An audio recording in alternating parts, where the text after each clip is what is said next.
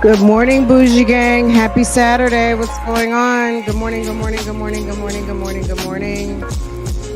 Y'all,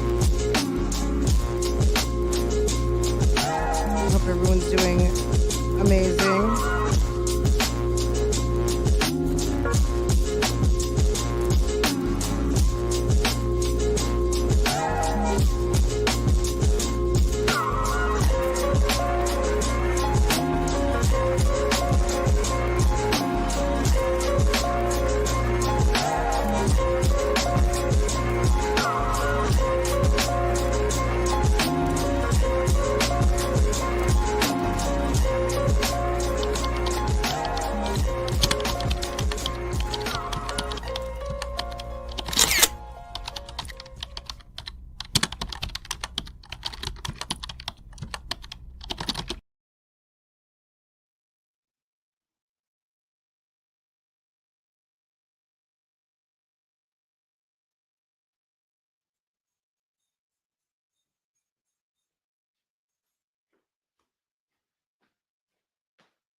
Good morning, good morning, good morning, good morning, guys. How is everybody doing? I had to go get my other phone and take it off of my headset. Okay, good morning. So, y'all, this there's so much going on like behind the scenes. Let me see. I absolutely love Bougie Gang. Thank you, DMV 703. Thank you. Bougie Gang loves you. Okay. Y'all, I would have came and did this last night, but I was so tired. Um, I was so tired.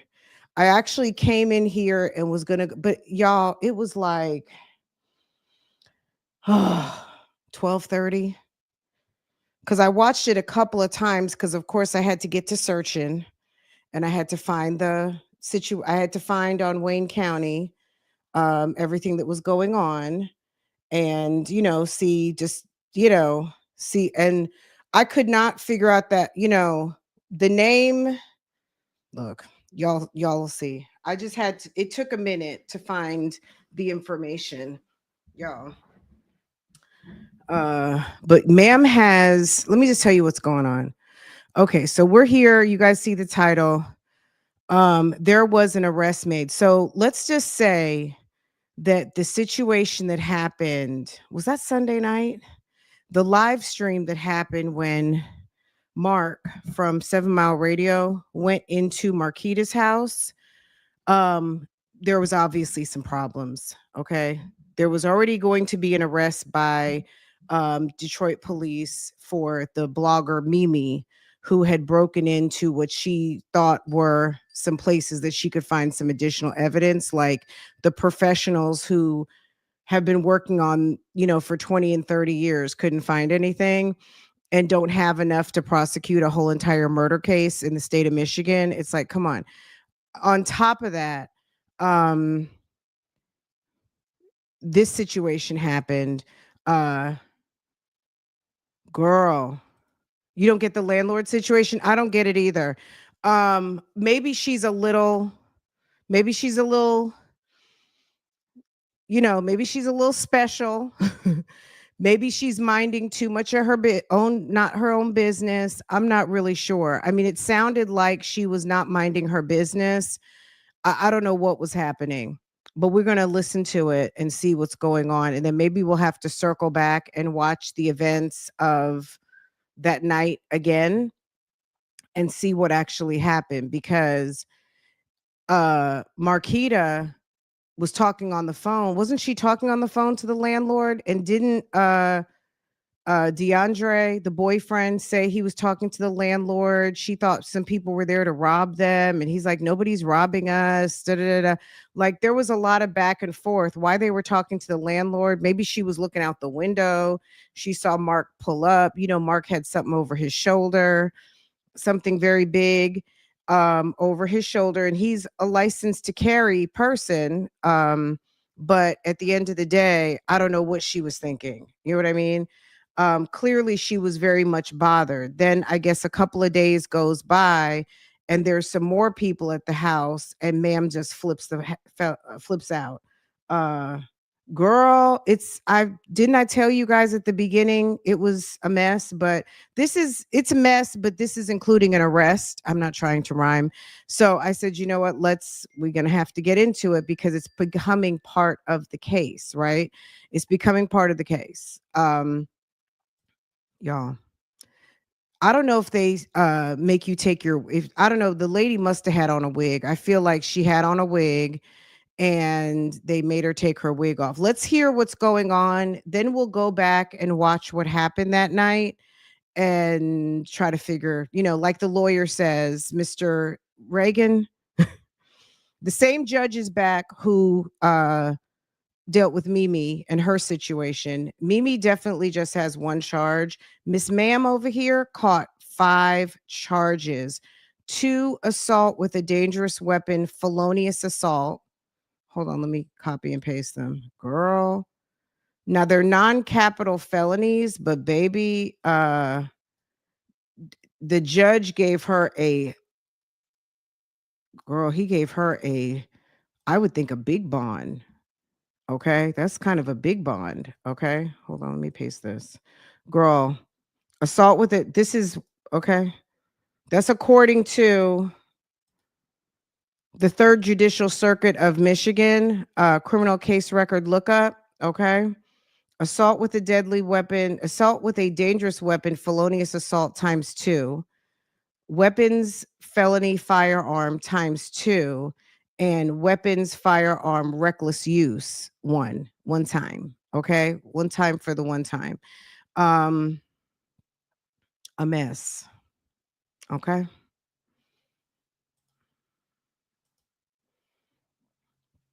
If you're on Facebook, good morning, Facebook. Y'all, it's going down on Facebook. Okay. This ma'am right here, this is what she's charged with. Wait till you hear the bond that she got. Okay. Wait till you hear the bond. Let's get into it. Good morning, everybody. Get your coffee, get your toast, make some eggs. We're gonna be here for a little minute. Okay, state your name, please. Military Johnson.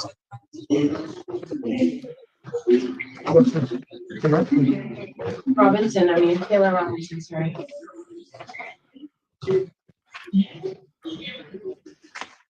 All right, Miss Johnson, this is case number 250555980 People State of Michigan versus Martina Johnson. Appearances, please. Jennifer Douglas for the people, P72748. Judge, good afternoon, Mayor. Please, this court, Philip Reagan, P57156 on behalf of Ms. Can I just say Jennifer Douglas for the state, her headset, that microphone, she got that thing on like she's about to land a plane. Okay. And coming in loud and very crispy clear. Johnson, we waive the formal reading, stand mute. She's been advised of her rights. Court will not guilty plea on behalf of Ms. Johnson. Bond recommendation from the people. On Facebook, good morning, Alexis. I see you, Alexis. Good morning, good morning, good morning, good morning. Facebook check-in, so we can highlight your comments. If you're on Facebook watching, tap in. Your Honor, on Ms. Johnson, the people are asking for a $50,000 cash or surety with tether house arrest. While Ms. Johnson does not appear to have any criminal convictions on her record, the allegations here would indicate that Ms. Johnson is a danger to the public. Here we have the allegation that she went to some people who weren't even there for her house, a completely different house, which she seems to admit that they said they were there for a different house. But she is alleged to have pointed firearms at multiple people. And fortunately, this is a situation that could have ended up much worse, as the one complaining witness actually had a firearm and ended up deciding to put it down and try to de-escalate the situation. But here, the one complaining witness indicated that the defendant was irate and telling them to leave, saying that if they didn't leave, they would shoot. And Your Honor, it wasn't just these 2 complaining witnesses. There were workers there as well who were doing the eviction, Your Honor. And then we have that when police arrived there, they see Ms. Johnson in the street and she does have a firearm on her. So Your Honor, we have concerns for the safety of the public here. The one complaining witness said Ms. Johnson was going on about a missing 13-year-old girl, and he had no idea what she was talking about. So it's unclear what exactly would have been would make this make sense. But Your Honor, there was a third-party witness who indicated that he saw this defendant pointing a gun at other individuals. That he corroborated that she shot a round into the air. And so, Your Honor, given that we have some individuals who apparently were not trying to be hostile, Ms. Johnson, were not even there for anything having to do with her, they had firearms pointed at them and threatened to be shot. So given that there's this danger to strangers, we think there's a danger to the public. Given that one of those complaining witnesses is the landlord for the nearby property, it is likely that he will be near there in the future as he continues to do things with the property. And so we think that this is an ongoing threat. We're asking for $50,000 cash as surety with tether house arrest. Mr. Reagan? Okay, I'm gonna break in right there real quick. So that's the state. So she said, so someone said, who's the complaining witness? A landlord from a neighboring property. Okay. Apparently in the neighborhood, they want Marquita out the house. Not Marquita, excuse me. They want Shannon gone. They want Shannon gone. I guess they feel like it's bringing negativity to the neighborhood because people are doing field trips. Okay. Now I'm not talking about a field trip like look, people are doing their own investigations. People are looking at the different sites and the places. People want to understand the case. I mean, I get it because that's very common. If you're into true crime, you already know people are, they hear places they want to go see. Maybe they think they know something. Maybe they feel like they can break the case. I do not know. But at the end of the day, people are going to certain points of interest to see and understand what's going on, messy or not, right? So ma'am sounds like, I don't know what happened with ma'am. But we're going to hear her lawyer's point of view on this. We'll run it back another time and I'll run it back uninterrupted because I know that's very important. We're going to run it back one more time uninterrupted. We talk about it. And then we'll go to that night. That's already been deleted. And I know Mark from 7 Mile expressed himself that he feels like, well, when I deleted it, that should be the indication for other people to delete it. At the end of the day, this has become part of the story. Like he even said, I kind of became part of the story. That's what happens sometimes when you get embedded, just like the girl who went and broke in. She thought she could do something better than the professional investigators and everything that's already been done. When you have a murder charges are not easy to come by. Okay. So the girl is breaking into something a week or so ago. Meanwhile, they've already got the guy in custody with a murder charge on him. Okay. You have to have enough evidence to declare someone dead to get a murder charge. Murder charges aren't just like, oh, let's give them murder. That doesn't just happen like that. Right. Anyway, long story short, I'm, obviously the people of Detroit who are watching this case feel, they're having a lot of emotions. Naziah is missed. People are bothered by this story. They're bothered by what she had to go through to get to this point, and that it's troubling. It's very much troubling on many different levels. Kind of the missteps, the trip ups, the lies, the potential cover ups from the family members. We don't know what's going on, right? And it's troubling to a lot of people, and people feel away. They feel it's like Naziah. We've heard the word niece so much. It's like Naziah has become everybody's niece. She's everyone's little niecey poo, right? And it's sad. It's sad, right? And I feel like people feel like they want to advocate for her. And I completely get it. And obviously, I think the police get it too. But people out here are tripping. Let's start it from the beginning. Let's just get right back into it real quick. And then I won't interrupt. We'll talk about it at the end. Unless you want me to, we'll run the rest of this through. This is going to be her lawyer, Miss Johnson. This is going to be her lawyer speaking at the moment, and then we'll run it back the whole way uninterrupted. Okay. Judge, I'm glad Ms. Douglas said, it doesn't make sense. Let me make it make sense. Let me make all of this make sense. So No, I just want to know, I don't want you to make it make sense. I want your bond argument. I'm about to give you my bond argument. It's going to make sense. So, Judge, my client lives at a residence on Grand Street. She lives in a 2-family flat. Above her,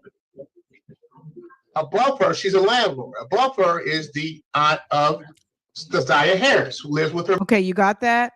This lady is a landlord. She's got a 2-family house. Above her lives the aunt of Keziah Harris. We got it? Let's listen. Her boyfriend. So the boyfriend, aunt of, above her, she's a landlord. Above her is the aunt of Keziah Harris, who lives with her boyfriend. Hey, boo-boo, good morning. So the boyfriend wants to get Miss Harris's aunt out the house because he's been getting a lot of threats and different things happening because of the case, the publicity that's going on with the case. The boyfriend of Marquita wants to get the aunt, Miss Shannon Harris, out of his house. Word on the street is that Shannon is over there hiding out, maybe from CPS. I don't know. You can't be hiding out if everybody knows where you are. Okay. 504. I'm trying this. You know what I'm saying, girl? You making me giggle. Okay. DeAndre, the boyfriend who sat and talked to Mark from 7 Mile Radio. We will go back and watch that to refresh y'all's memory. Okay. Wants Shannon out the house. Okay. That's what's going on. He calls a podcast over to do a podcast that day. So this is Wednesday. So my client's also been getting a lot of threats based on the fact she hasn't put this aunt out the house and all this other stuff. So fast forward to Wednesday, she takes her daughter. So people are calling her, criticizing her that she needs to get that lady up out of her house. Maybe she's not on the lease. I'm assuming she's obviously a house guest and she's probably feeling the after effects of being threatened by people feeling away because Shannon is over there to Marquita's house and Marquita's boyfriend is over here co-signing getting Shannon out the house. I'm trying to figure out how this man is still at the house, and the twins are obviously don't give a shit about what he's saying because that's her sister. And Mr. The boyfriend, what can he do, right? No, because that's what I do here. If you don't, you can go find it on your own. Whoever you are, you can go find it on your own. This is what we do. Okay. I think I said we're going to listen to it all the way through at the appropriate time. There are people who don't understand what's going on. School. Go she find comes it. back home. There's 6 different cars sitting all around up the alley in front of her house with different men in them. I'm assuming it's the whole armor squatter removal, whatever that is, Judge. I have to with the whole armor squatter removal. I guess people feel like they can just remove people if they think they're squatter. Regardless, Judge. So what happens? My client's a licensed CPL holder, has her gun on her hip. Never once takes the gun off her hip. Never once. She starts to ask the people that are sitting in front of her house. It's several cars. What are you guys out here doing? They start to get aggressive. She calls the police. My client does. They come out, right? Never find any shell casing anywhere on the ground because she never removed the gun off her hip. In fact, they took the gun off her holsters. That's how they removed it. It was on her hip. Still had 1 round in the chamber. She never shot the gun. These guys had to get their story together. They all came up with the same story saying, oh, she pointed a gun at us, just so they could get her locked up. She's been getting threats, Judge. Things have been happening based on this other cases going on. She has a license to carry a gun. She never shot it one time. I'm asking for a personal bond, for her. I don't think she's a threat. I think this is all made up. I sat here and listened for an hour, and it all made sense. It all made sense, Judge. And I'm just asking you to take my bond argument into consideration when setting bond, Your Honor. And Your Honor, if hers was the only house on the street, it could make sense. But when you have a residential block, people might be there for other houses, and that's what they indicated. So, Your Honor, there's a third-party witness who says this also happened. It's not just these complaining witnesses. Don't say that. Don't say nothing. Hold on. One moment. Okay, what that interruption was about, I don't know, but the judge got up, walked out for a minute. Let's hold on.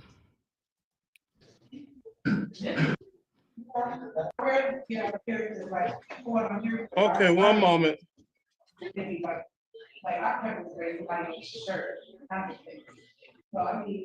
I think the judge had an emergency.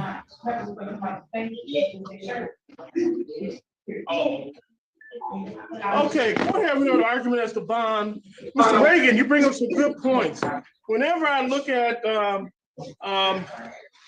these type of matters, the various factors I look at.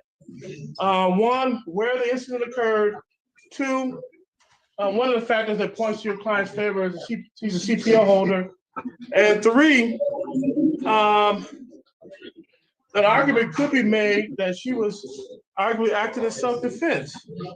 The report indicates she fired and shot in the air, and I can understand being a woman by yourself, seeing gentlemen, people around the house, you can be fearful.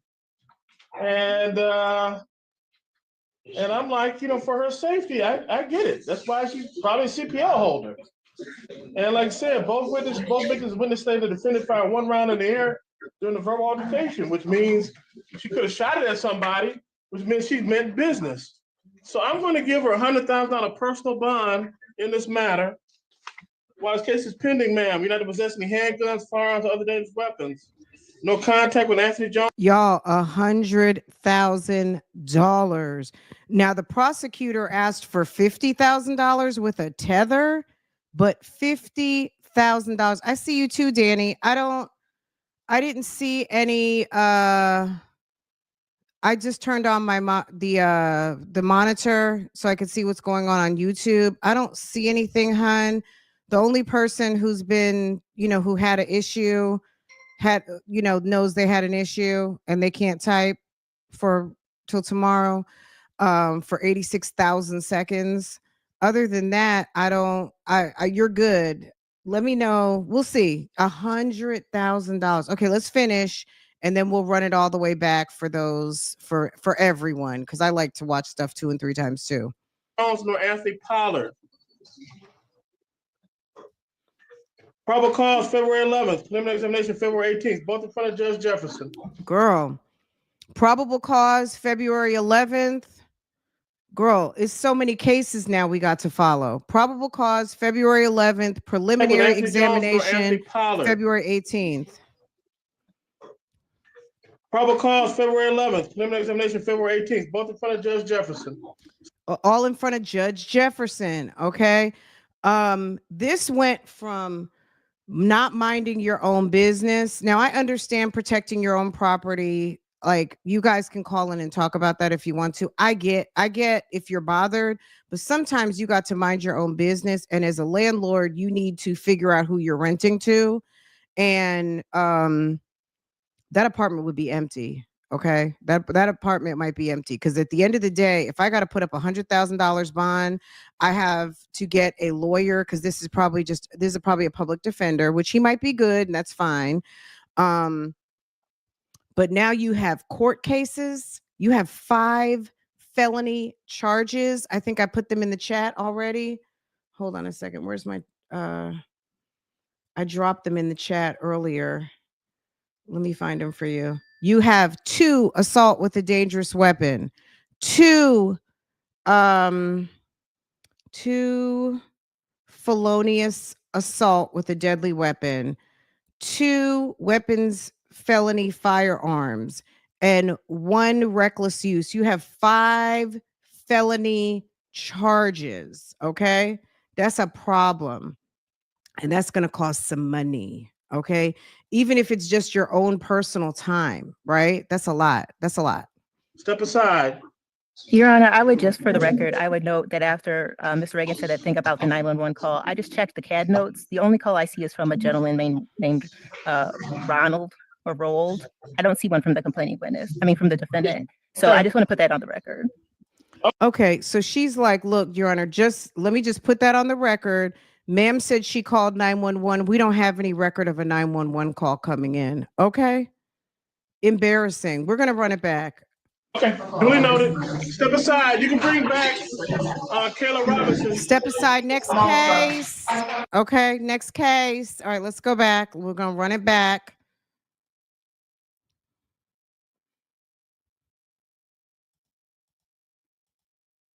She wants them out. Well, you know what she should have done? A lease violation.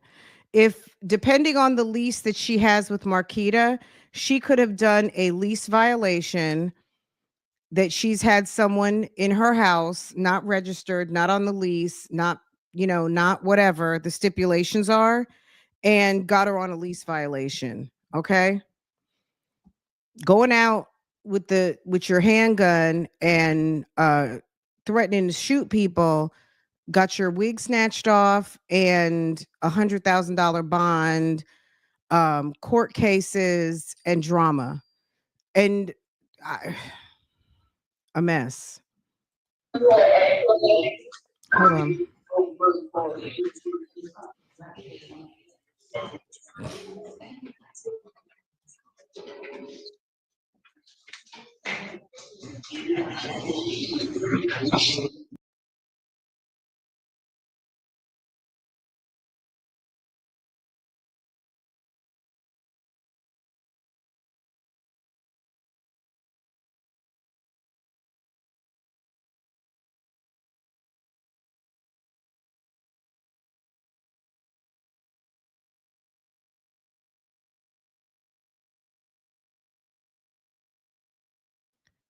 Y'all, I would be getting my Instacart, DoorDash, and pretending like nobody else lives there. I just think it's really tough if you live on the property, having to deal with people who live on the property that maybe you would, you just live differently from them, or you don't know what's going on downstairs and it makes you nervous or whatever the case might be. I'm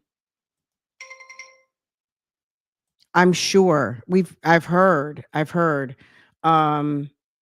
That's why I recommend not living. Melissa, would you ever live at a property where you have tenants? I think it can make people uneasy because sometimes you're renting to people. Most of the time you're renting to people you absolutely don't know, and you might not live the same way they do. And it can make people nervous and give them anxiety. I wouldn't live anywhere I have tenants. I don't care how wonderful, professional, how much money they have. I would not want to live with my tenants. I wouldn't even want to live on the same street. Rent the house out, let them enjoy it, and I'll, call me if you need anything. And maybe I'll be through in 6 months to see if you need a paint touch up, anything needs to be done, things like that. But it's one of those things you have to just let your tenants live and breathe. But yeah, I couldn't do something like that. That's a recipe for disaster. Anyway, okay, we're gonna run this through and I'm just gonna highlight comments, okay? As soon as it gets started, but it looks like she has a good old-fashioned braid down. Look, so at the moment she's sitting at Detroit City Jail Mound Woman's 1, okay?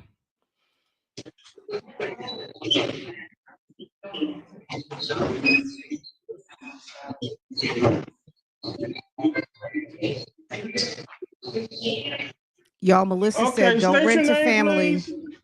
Military Johnson.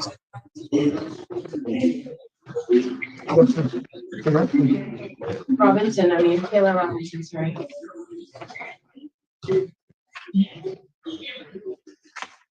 All right, Miss Johnson, this is case number 250555980. People City, Michigan versus Martina Johnson. Appearances, please. Jennifer Douglas for the people, P72748. Judge, good afternoon, man. Please, this court, Philip Reagan, P57156 on behalf of Ms. Johnson. We waive the formal reading, stand mute. She's been advised of her rights. Court will not guilty plea on behalf of Ms. Johnson. Bond recommendation from the people. Your Honor, on Ms. Johnson, the people are asking for a $50,000 cash or surety with tether house arrest. While Ms. Johnson does not appear to have any criminal convictions on her record, the allegations here would indicate that Ms. Johnson is a danger to the public. Here we have the allegation that she went to some people who weren't even there for her house, a completely different house, which she seems to admit that they said they were there for a different house. But she is alleged to have pointed firearms at multiple people. Fortunately, this is a situation that could have ended up much worse, as the one complaining witness actually had a firearm and ended up deciding to put it down and try to de-escalate the situation. But here, the one complaining witness indicated that the defendant was irate and telling them to leave, saying that if they didn't leave, they would shoot. And Your Honor, it wasn't just these two complaining witnesses. There were workers there as well who were doing the eviction, Your Honor. And then we have that when police arrived there, they see Ms. Johnson in the street and she does have a firearm on her. So Your Honor, we have concerns for the safety of the public here. The one complaining witness said Ms. Johnson was going on about a missing 13-year-old girl, and he had no idea what she was talking about. So it's unclear what exactly would have been would make this make sense. But Your Honor, there was a third-party witness who indicated that he saw this defendant pointing a gun at other individuals. That he corroborated that she shot a round into the air. And so, Your Honor, given that we have some individuals who apparently were not trying to be hostile, Ms. Johnson, were not even there for anything having to do with her, they had firearms pointed at them and threatened to be shot. So given that there's this danger to strangers, we think there's a danger to the public. Given that one of those complaining witnesses is the landlord for the nearby property, it is likely that he will be near there in the future as he continues to do things with the property. And so we think that this is an ongoing threat. We're asking for $50,000 cash or surety with tether house arrest. Mr. Reagan? Judge, I'm glad Ms. Douglas said, it doesn't make sense. Let me make it make sense. Let me make all of this make sense. So no, I just want to know, I don't want you to make it make sense. I want your bond argument. I'm about to give you my bond argument. It's going to make sense. So, Judge, my client lives at a residence on Grand Street. She lives in a 2-family flat. Above her, she's a landlord. Above her is the aunt of Keziah Harris, who lives with her boyfriend. So the boyfriend wants to get Ms. Harris's aunt out the house because he's been getting a lot of threats and different things happening because of the case, the publicity along with the case. He calls a podcast over to do a podcast that day. So this is Wednesday. So my client's also been getting a lot of threats based on the fact she hasn't put this aunt out the house and all this other stuff. So fast forward to Wednesday, she takes her daughter to school. She comes back home. There's 6 different cars sitting all around up the alley in front of her house with different men in them. I'm assuming it's the whole armor squatter removal, whatever that is, Judge. I have no with the whole armor squatter removal. I guess people feel like they can just remove people if they think they're squat. Regardless, Judge. So what happens? My client's a licensed CPO holder, has her gun on her hip. Never once takes the gun off her hip. Never once. She starts to ask the people that are sitting in front of her house. There's several cars. What are you guys out here doing?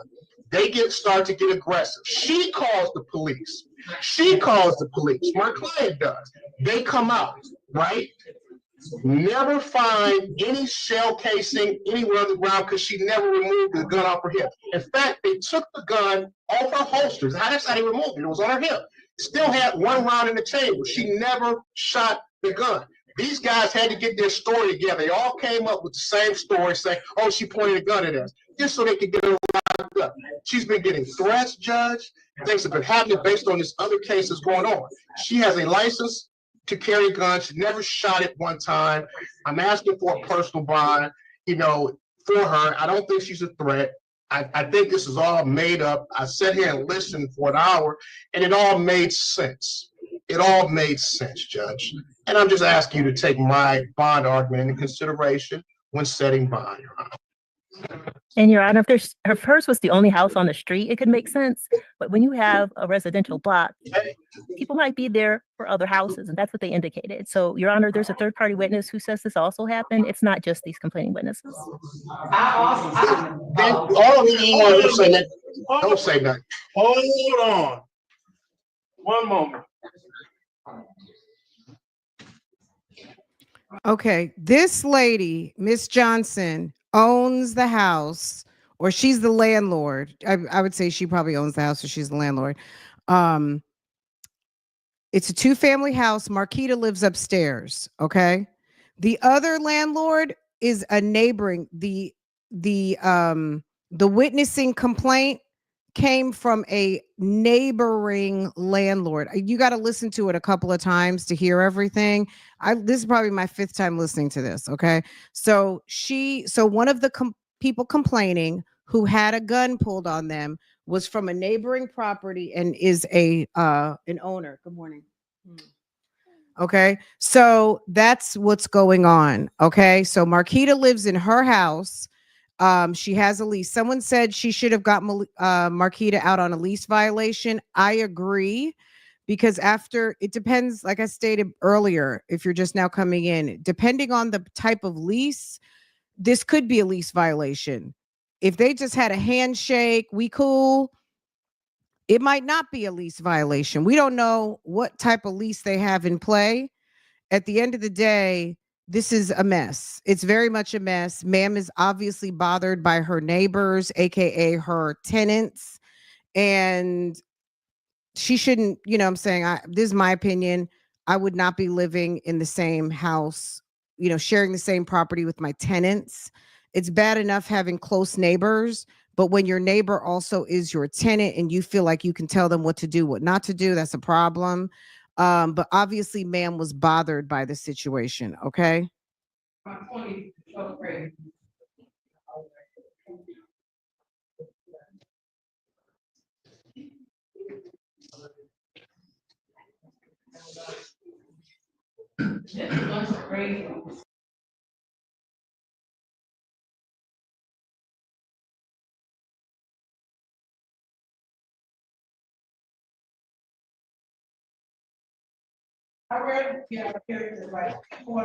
Okay, one moment. Girl, he's busy on his phone.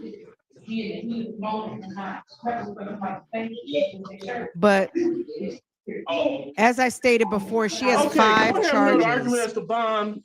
Mr. Reagan, you bring up some good points. Whenever I look at these type of matters, the various factors I look at. 1, where the incident occurred. 2, one of the factors that points to your client's favor is she's a CPL holder. And 3, an argument could be made that she was arguably acting in self-defense. The report indicates she fired a shot in the air, and I can understand being a woman by yourself, seeing gentlemen and people around the house, you can be fearful. And I'm like, for her safety, I get it. That's why she's probably a CPL holder.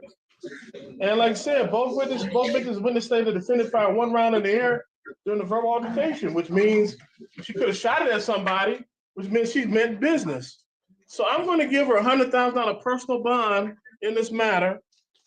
While this case is pending, ma'am, you're not to possess any handguns, firearms, or other dangerous weapons. No contact with Anthony Jones nor Anthony Pollard. Probable cause February 11th, preliminary examination February 18th, both in front of Judge Jefferson. Step aside. Your Honor, I would just, for the record, I would note that after Mr. Reagan said that thing about the 911 call, I just checked the CAD notes. The only call I see is from a gentleman named Ronald or Rold. I don't see one from the complaining witness. I mean, from the defendant. So I just want to put that on the record. Okay, duly noted. Step aside. Ma'am, you said you called 911 and 911 says you did not. They don't have any notes stating that of what happened. Okay. So Okay, so the night that let's see, when did this happen? Hold on a second. When was January 27th? Because I screen recorded this January 27th at 6:15 in the morning. Okay. January 27th was a Monday at 6:15 a.m. So Sunday night, this happened. Okay. Sunday night, this happened. Let me fix my screen. Could I make this look better?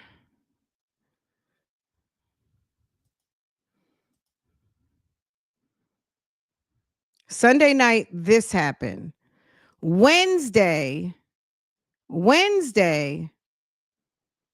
they say that the incident happened with Miss Johnson and people at her house. Okay.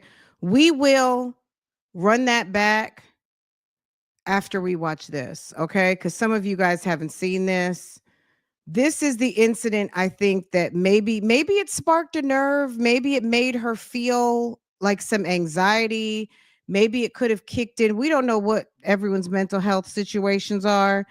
Maybe this gave her a little PTSD type situation after Sunday night. Wednesday, she sees some people there and she's feeling very much bothered. And we don't really know what kicked this whole thing off, right? We don't really know. But what we do know is ma'am, ma'am is sitting in jail right now. That's what we do know. Okay. I'm messing around trying to see what sits the best. We'll just go with this for right now. Okay. If you can see, it says January 27th, 6:15 a.m. This is girl. I woke up and it was like, what did I miss? And it was crazy. Anyway, let's get into it, guys. Okay, let's get into it. Let's get into it. This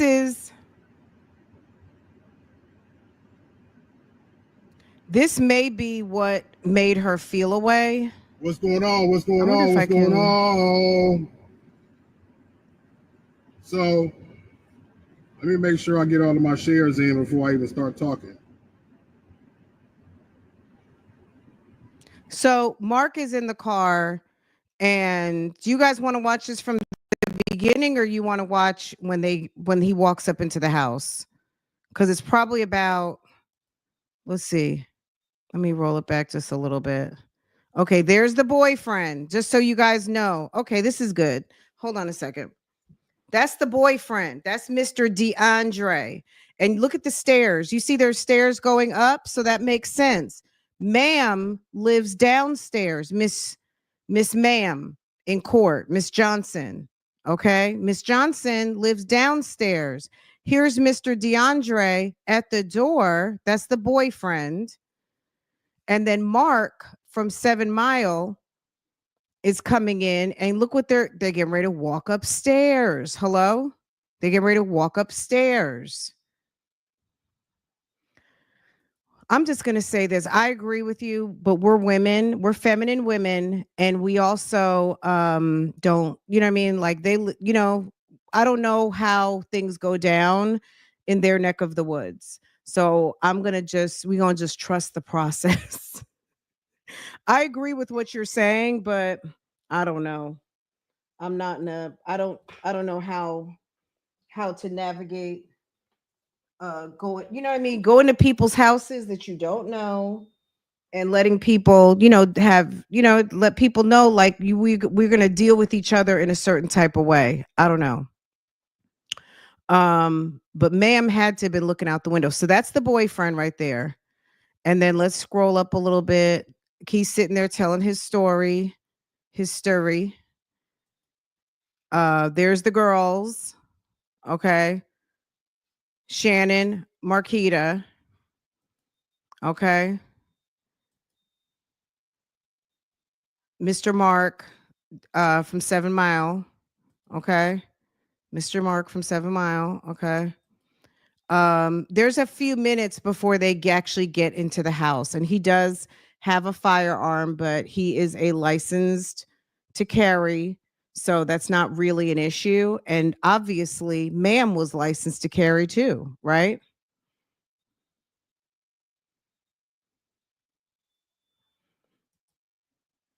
Or be concerned. Let's say not feel threatened, but that's your words and that's fine. I would say be concerned. She saw something, she called because somebody was on the phone. I think Shannon was on the phone with the landlord. And we'll hear that in this audio, in this video. We'll hear that. Okay.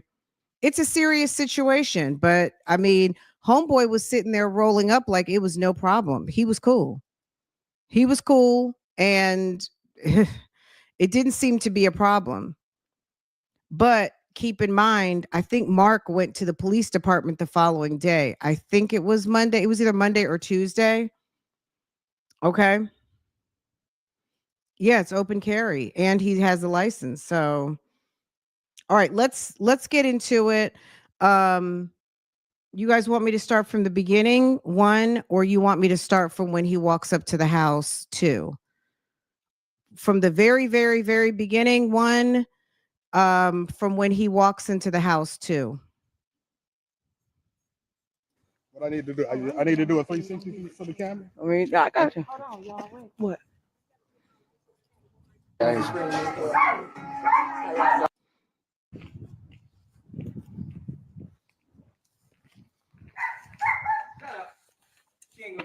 All right, this is posted on my channel, and I think I started it from, I'm not sure where I started from before, but okay, we're right here. They're walking up. There's about 7 minutes before.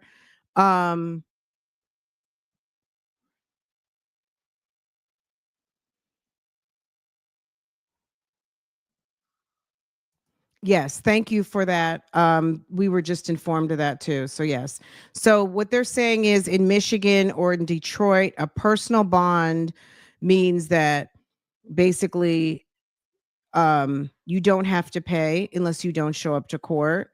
So maybe it's like out on your own recognizances, but it's $100,000 if we see you in here again. Shannon isn't on anyone's lease, I believe. Well, yeah, she's there as a guest. So a lot of times on some leases, it might be 2 weeks. You have to have a visitor. You have um, to be able to call someone a visitor. After 2 weeks, you need to register them as a tenant of the property. And I don't know if she has that stipulation with her. You know what I mean? We don't even know what type of lease they have. We don't even know if they have a lease. Okay. We don't know what they're, and also to that point, what the lease agreement states. If they have kind of like a general lease, that could be something that's expected, but we really don't know. We can only speculate. But yes, it could be definitely a lease violation. Okay, let's get into it, guys, because we'll be here. She's there as a guest on the mattress on the girl. Yes. Okay. Let's go. You good? You good? Brody, what's going on? What's up, man? You all right? Nice to meet you. You already know what it is, bro. Yeah. So we about to get it in. Oh, yeah. Got the squad with me.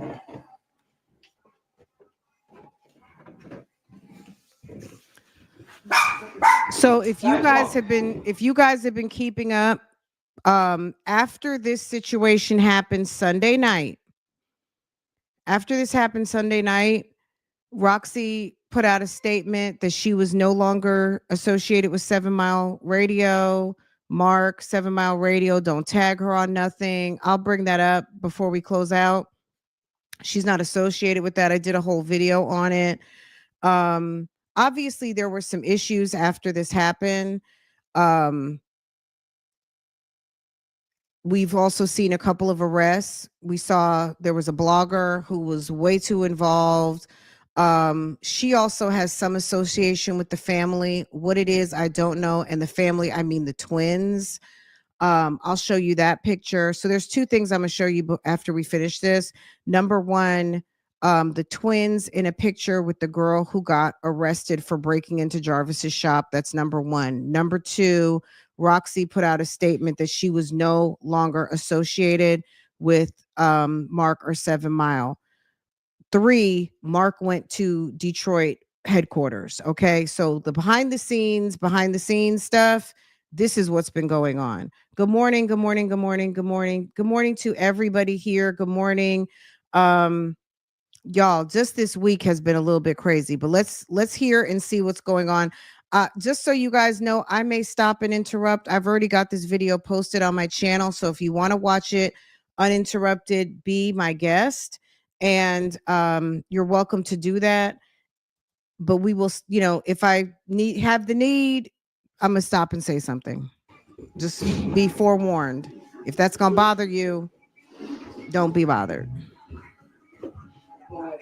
No, you good, bro? We all in the hood, bro. Bro, we call that boots in the clouds. Sis boots in the clouds, okay? What's happening? What's happening? You Tracy?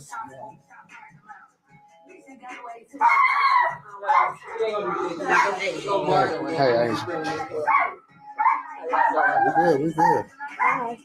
So this Sheeta, Rashida, and Shay, my media team people. Sure y'all know Rashi. How you doing?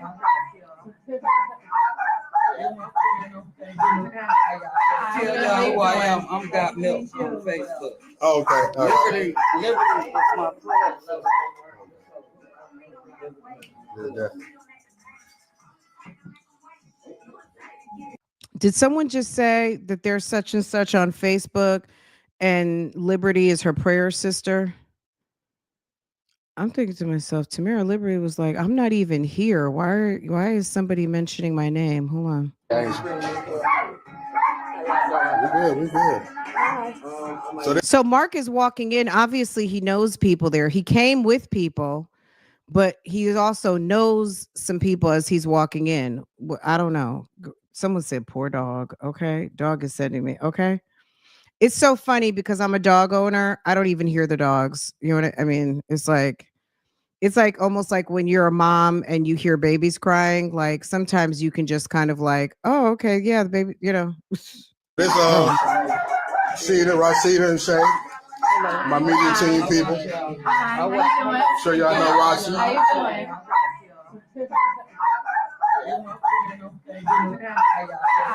She said, you're my friend on Facebook. Who I am. I'm Got Milk on Facebook. Oh, okay. She said she's that milk. I think that's something on Facebook. Liberty is my prayer. She said Liberty is my prayer sister. Yeah.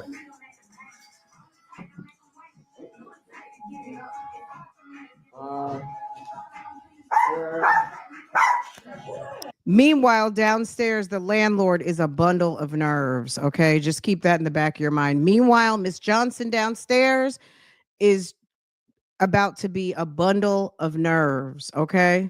Anybody sitting in there, just be careful. Just a tad wide.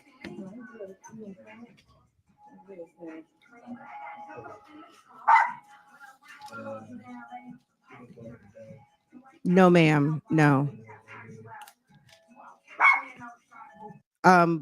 So for anyone just coming in, this happened. You see this? January 27, 2025 at 6 a.m. I screen recorded this.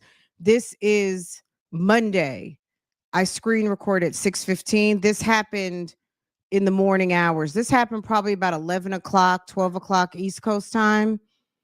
So this was like in the midnight hour between Sunday and Monday morning. So now we're pretty much talking. So I would say for a time frame on this video, there was the bond hearing yesterday for Miss Johnson, who is the landlord downstairs from the apartment that they are in right now. The reason why I'm showing this is because this is kind of a frame of reference of how some of this stuff kicked off. Because Sunday night in the midnight hour, 11-ish to 12-ish, they went over to Marquita and her boyfriend's house. And this is what we're seeing right now. Meanwhile, the landlord's downstairs, and you can hear in this video, they're calling, the landlord is calling, talking to Marquita. The landlord is talking to the boyfriend, Miss DeAndre. Okay. And saying that these are her people. They're here for an interview. Like Ma'am is questioning folk in the house because I guess she's trying to figure out, is something going on upstairs? Are y'all getting robbed? What's going on? Then next thing you know, according to what Miss Johnson, if you're just walking in, you got to go all the way back. Miss Johnson, who got arrested, something happened on Wednesday. There was some sort of full armor security squad. We'll go back and watch it one more time before we leave. So if you're just now coming in, don't worry. I've pretty much explained everything, but before we leave, I will show you the court proceeding again. Miss Johnson, the landlord who lives downstairs. Number 2, I will show you Roxy's note to the world that her and 7 Mile are no longer associated. Mark in front of the Detroit Police Department. And then what was the other thing? Damn, the twins in a picture with the girl who got arrested for breaking into Jarvis's shop. Okay, because there's been 2 kind of sidebar arrests this week, one of which Mimi, a blogger who got arrested for breaking in to AKA Jarvis's shop. Number 2, the landlord, who was very much bothered by Shannon being in the midst. Okay, I'm gonna put that on a list and I got y'all. Okay, let's go. Just hold that for right now. Yeah, just hold it.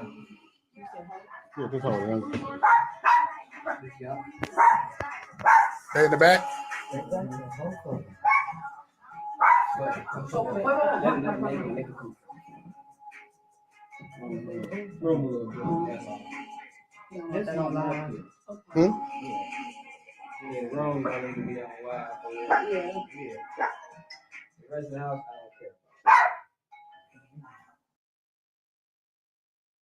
If you don't know, that's Roxy at the end of the hallway. Roxy is a cousin to the family.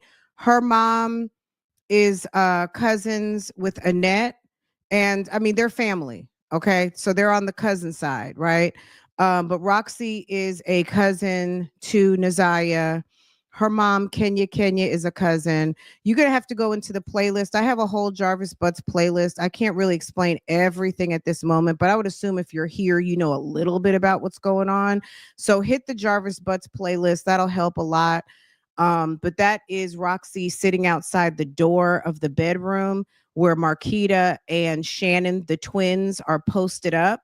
The world believes that the twins know more than what they are letting on, and there could be some involvement by one of the twins. We don't know for sure. They have not been charged with anything. Shannon has not been charged with anything. But at the end of the day, the allegations at the moment are that she is hiding out. Shannon is hiding out at her sister's house, Marquita,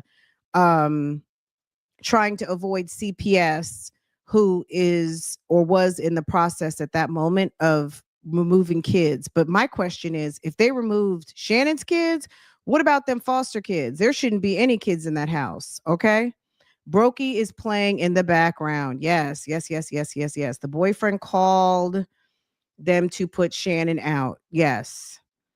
What he thought a podcast can't pull people out, but okay. Okay, let's go. I just got Roxy at the door, man.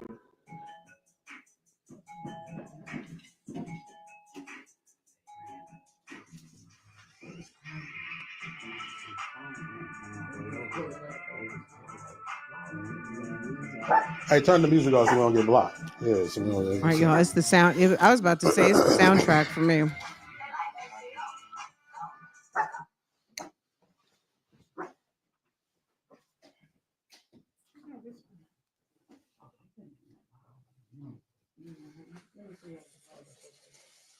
So yeah, somebody left out the bathroom, went in there.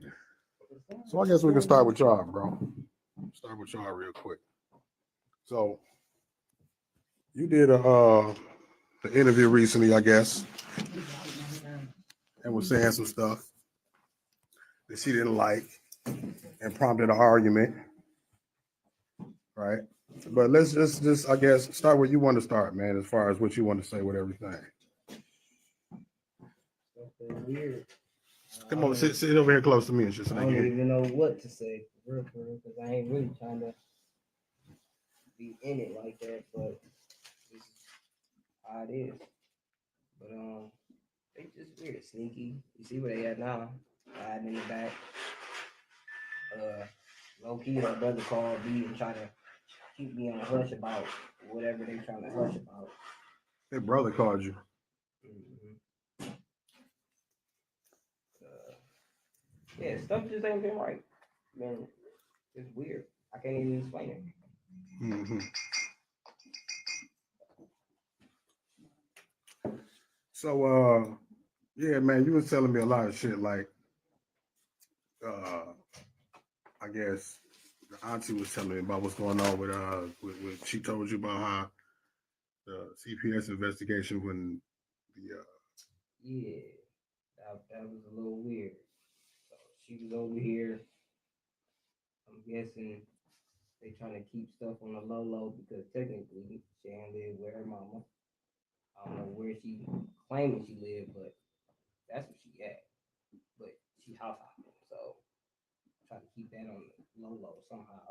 But ever since this thing got serious, she was over here. Of course, I ain't want her, but she was over here, and one day CPS I guess came to her grandma's house. So it was late. She busted in the door talking about CPS at grandma's house, my mama's house. put that dog in the room. Can't hear you over the dog. She like what she said. Yeah, they already can't hear you. Oh, so she like CPS at my mama house. So I get up being nosy. They like, I think they about to take the kids or whatever. So they didn't take the kids because from what I heard from what they were saying was Fortino was there, and being said he has nothing to do with the case, they didn't really go forward with what they were supposed to do, I guess. So after all that, we at the table. Her mama called Shan. They on speakerphone, and she basically schooling her on like say this and say that. Use this address when CPS call you because they already let her know that we about to get in touch with Shannon probably the next day or so, whenever. So she got time to call her, tell her this and that, and it just even if it wasn't something sneaky, it looks sneaky. Mm-hmm. I don't know nobody that got to call somebody else to school them on shit, especially in that situation. If y'all doing shit the right way, whatever you said, it's the same thing Shane gonna say. You shouldn't have to call her and be like, "Hey, say this." So it's like they basically covering something up. You know what I'm saying? Telling each other what to say to get away with some shit. Mhm. Sound like They always whispering. I pretty much stay to myself because I ain't got shit to do with this shit, and I ain't trying to really be in it. But at the same time, like, so why are you in it? Because she live here with you. Said you want her out of your house. here, and then I got a heart. I care about this situation. And y'all doing shit in my face that's making me feel like what people saying that don't even know y'all is right. So now I feel like I gotta say something because I'm starting to really feel like y'all did some shit. Y'all too secretive coming in this house. Y'all sneaking like say shit. If Shannon ain't here, that girl getting up early as hell in the morning. They talking on the phone. She ain't up here. I'm asleep. When I get up, conversation ends. It's like I'm really not hearing too much of this and that. It's too sneaky.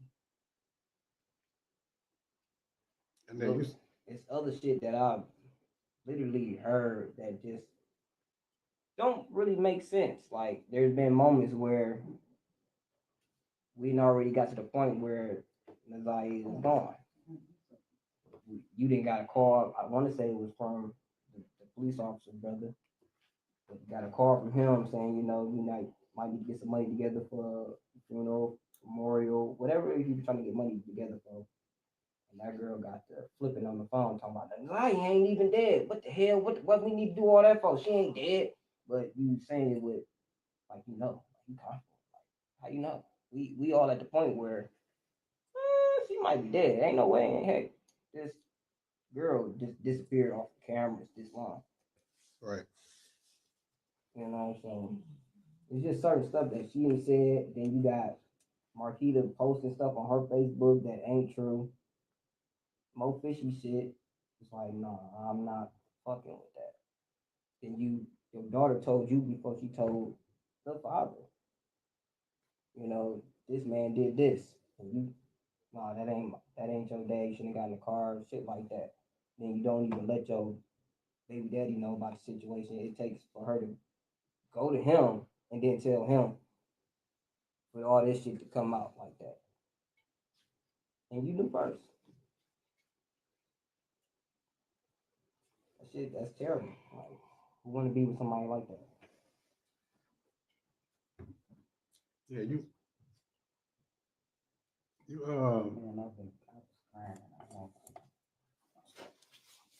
so you say y'all was I was on the phone with y'all and you said y'all was telling me about how you know, it's this picture that's floating around with Nasiah right now, this older guy, right?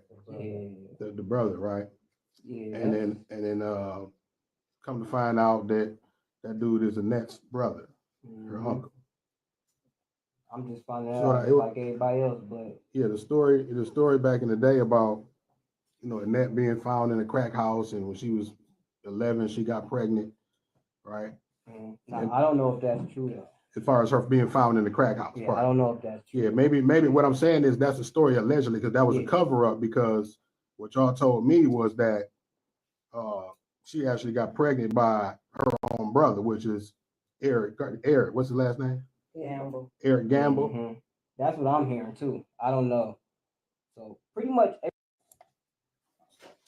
I just had to run it back a minute because I was like, wait a second, I missed that part. About how you know, it's this picture that's floating around with Nasiah right now, this older guy, right? Yeah.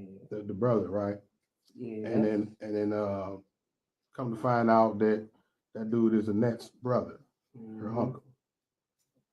I'm just finding So out like everybody else, but yeah, the story back in the day about, you know, Annette being found in a crack house, and when she was 11, she got pregnant, right? now, I don't know if that's true though. As far as her being found in the crack house Yeah, part. I don't know if that's true. Yeah, maybe what I'm saying is that's a story allegedly, because that was a cover up, because what y'all told me was that she actually got pregnant by her own brother, which is Eric, what's his last name? Gamble. Eric Gamble. Mm-hmm. That's what I'm hearing too. I don't know. So pretty much everything that y'all are learning, I'm learning as well. It's not like I'm family. That ain't gonna tell me everything. That ain't gonna tell me. I just learned this stuff just as well as y'all learned it. But yeah, that's what she do. She ain't coming out. So that's Marquita's son that keep coming out. Mm-hmm. And it's a lot I could say about that situation. She's not really fit to be a parent for real. I'm sorry to say it like that, but I don't care who get mad. He took a knife. It's a lot of shit that boy has done that she don't even really. You said what now? You took a knife to school. No. Okay. You said her son took a knife to school. School right around the corner from Fisher or whatever that school name is. And she asked him not to report it because she didn't want it on the record. The lady is a new principal, so he got lucky. I guess the lady didn't want to have to deal with the shit. So he came home, wanted to call Vari, the brother of the girl that's missing. He came home, wanted to talk to her. I wanted to call him to handle some kids at his school. But, you know, as parents, we don't let that happen. But he still didn't explain himself on what was going on. But he decided upon himself to take a knife to school to defend himself, which got him in trouble, got kicked out of school, and really missed half of school. They still passed him because the lady had a heart, basically. And Y'all, he just threw the school under the bus, the principal under the bus, which I mean, that's important stuff, but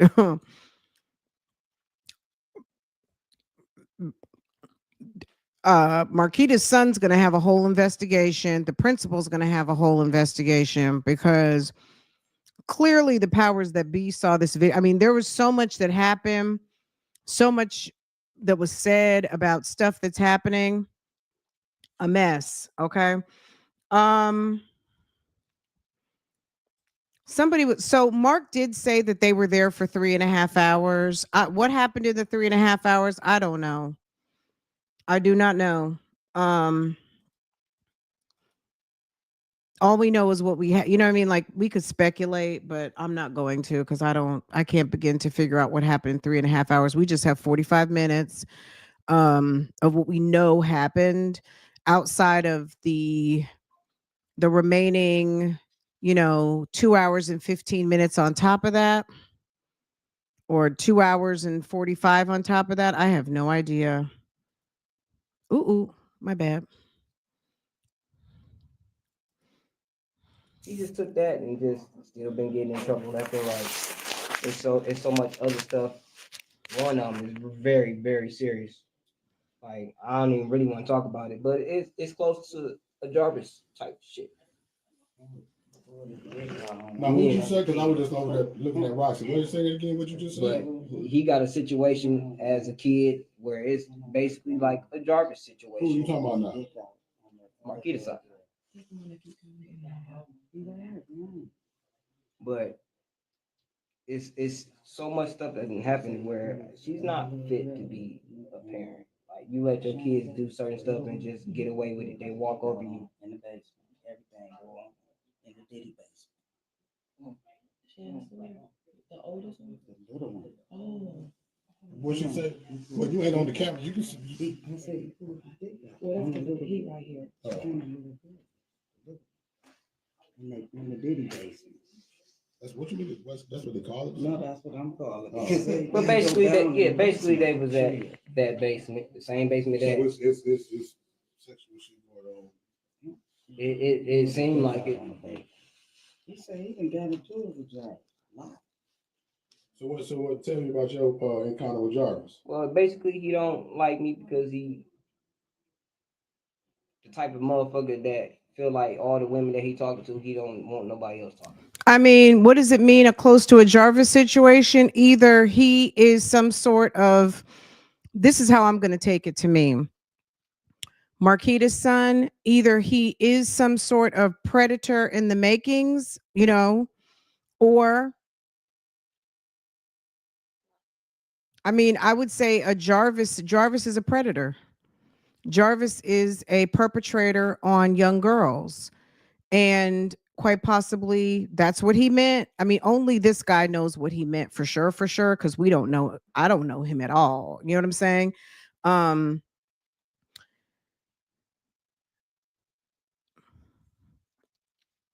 Could it be that he's been assaulted? Like, we don't know. That all we know is this is what I'm gonna say. This is how I kind of treat information I just hear what they say and I take them for what they said. Doesn't mean you have to believe everything, but what they said is what they said. What we think that means is what we think that means. We don't know anything until we get confronted with actual facts. He said that Marquita's son is almost like a Jarvis situation. Jarvis is a convicted sexual predator. Okay, that's what Jarvis is. And he's sitting in jail right now on some more charges. So he said that Marquita's son is like a Jarvis situation. That's what the Jarvis situation is. So that's how I took it. But even though I'm talking to the twin, he feel like, right, because the situation he been in, you done fuck with both twins, it's fucking with your mind. You see another nigga that's close to the other twin as well as he close to that twin. So it's fucking with him. So I already got a vibe of something wrong with you. And then I already know we're gonna get into it. I feel that you don't like me. But like, right, because the situation he been in, you done fuck with both twins, it's fucking with your mind. You see another nigga that's close to the other twin as well as he close to that twin. So it's fucking with him. So I already got a vibe of something wrong with you. And then I already know we're gonna get into it. I feel that you don't like me. But I'm the type of nigga that I'm gonna pop up because you don't like me. So he messed with both. Have you messed with them both too? Yeah. You have? That's part. The way he said, and girl, the way he said that, Marquita should have packed his bags after this conversation. When he told everybody y'all met off Facebook dating, I didn't even know that Facebook dating was a thing, but y'all met off of a Facebook dating app, and the first date was over to the hotel, to the Park Crest. Hold on. Over to the Park Crest Hotel. I was done. Okay. I was really done at that point. I was like, you have got stop playing with us at this point. Okay, let me see. In the Park Crest Hotel, y'all. That's the Park Crest right there. Okay. The Park Crest Inn. Okay. A mess. Lambo and Portia say good morning, everybody. Yeah. What's going on, bro? When I didn't beg for it or ask for it, it just happened that way because obviously they just nasty like that. They just nasty like that, y'all. Did they meet the first day? Oh, when I met Marquita, when we first went to meet up, it was at the same motel that Jarvis and them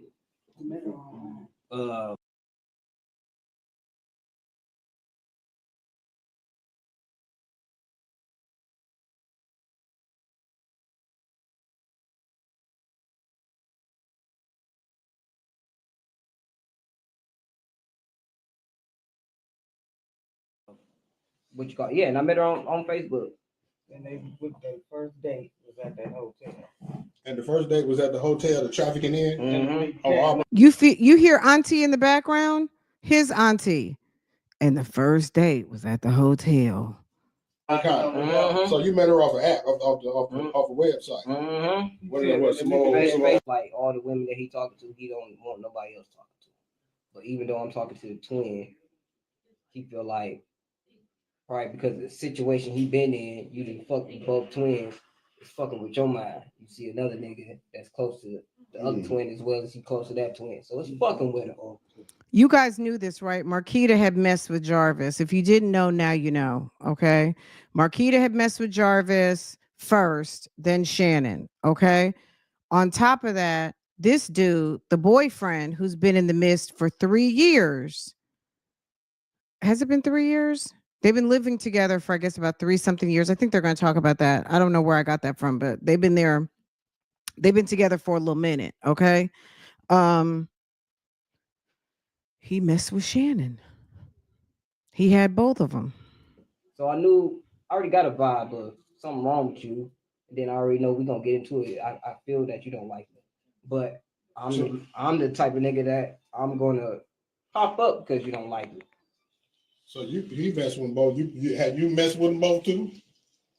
Yeah. You have? That look is priceless. What's going on, bro? When I didn't beg for it or ask for it, it just happened that way because obviously they just nasty like that. He said they just nasty like that, y'all. Look at the Facebook. Look at the reactions on Facebook. People were dying laughing. Okay, look at that. They're when I met Marquita, when we first went to meet up, it was at the same motel that Jarvis and them Park Crest Inn. what you call yeah, and I met her on Facebook. And their first date was at that hotel. And the first date was at the hotel, the trafficking in. Mm-hmm. Oh, mm-hmm. So you met her off an app, off a website. Mm-hmm. Facebook dating app when they first made it. Oh, the Facebook. See, I never did no dating app. Obviously. It wasn't no back page mogo space shit. No. Okay, Does he look like he's gonna pay for some? Does he look like he has $10? He's not paying for nothing on no back page. I need her. Y'all linked up and went to the hotel to try the one on Harper and Cotton. Yeah. Oh my God. It's so much stuff that didn't happen where she's not fit to be a parent. Like you let your Sorry guys, hold on. Principles. So he got lucky. I guess the lady didn't want to have to deal with this. It's so much stuff that can happen where she's not fit to be a parent. Like you let your kids do certain stuff and just get away with it. They walk over you in the basement. Everything go on in the ditty basement. I'm so sick of seeing him roll that blunt. I cannot help it. I guess awful. What she said? Well, you ain't on the camera. You can see. I lost my place. I'm the type of nigga that I'm Okay, here we gonna go. pop up because you don't like it. So you He said the twins are just nasty like that. Both too? Yeah. You have? Gosh. Yeah. So disgusting. When they were big too. When I didn't beg for it or ask for it, it just happened that way because obviously they just nasty like that. What's that mean? I just said I'm sick of seeing him roll that thing up. It's disgusting. All that. Ugh. When I met Marquita, Weed is not when free. we first went to meet Oh, so you think it was at the same motel. do you think he's taking his time because he wants to make sure he gets adequate spit and stank on it that nobody's going to want? He won't have to pass. At the end of the day, I don't think that they're there to smoke anyway. I think they're there to get the story. But you know what I'm saying? Like, girl, nobody wants that. Nobody wants that. Oh, and they call the Park Crest the trafficking in, or was it the trafficking in? I guess because there's a lot of nonsense going on over there. So when you hear Mark from 7 Miles say, "Oh, the trafficking in," they're talking about the Park Crest. That Jarvis and them, what you call it? Yeah, and I met her on Facebook. Mm. The first date was at that hotel.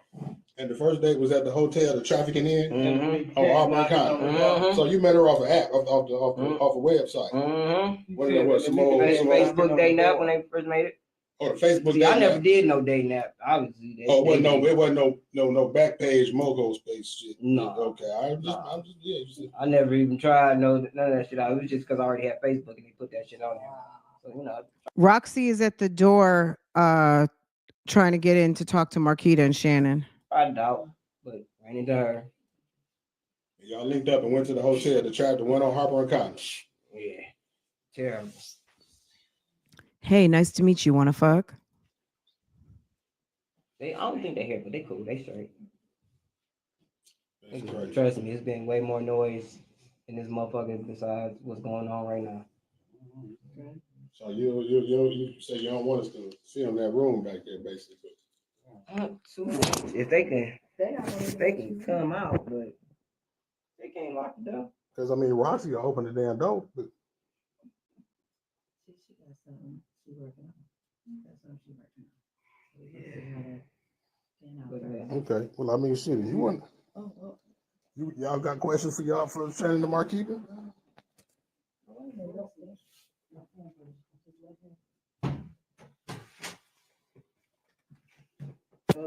Your cousin want to talk to you. Well, y'all, hi. What's going on? Hi. I know y'all had a whole lot to say about me online, but now y'all see me. Like, what? Y'all ain't expect me to pop up, huh? No, I know it ain't your place. Do you imagine sitting in your bedroom or in a back room and all of a sudden all the shit talking you've done has come to not just your front door, but front door down the hallway into the bedroom, and both of y'all sitting on the phone, holding the phones the same way? Hey, y'all on the phone. Who y'all on the phone with? None of my business. Oh, none of my damn business. You don't want to answer no questions like, where's the baby at, man? I said, where's the baby at then? Y'all don't know? I don't know.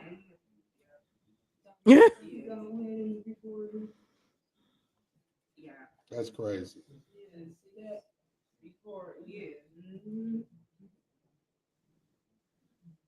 So why you recording?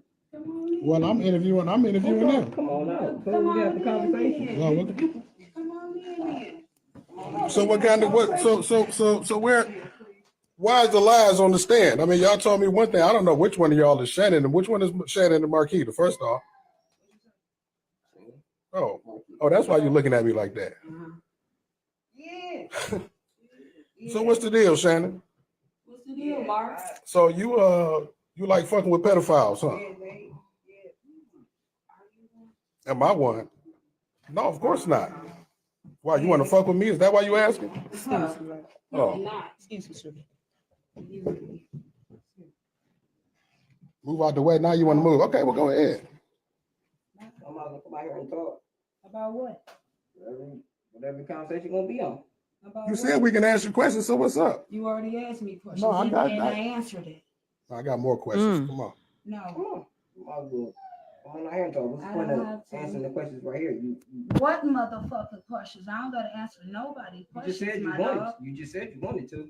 Who? You did? Here we go with the retard shit. You are retarded. So I'm saying you was the last one to see her alive, right? Yeah. Before school. Before school. So what I happened? told y'all that. So what happened after school though? You figure it out. Y'all got everything right. Yeah. Everything.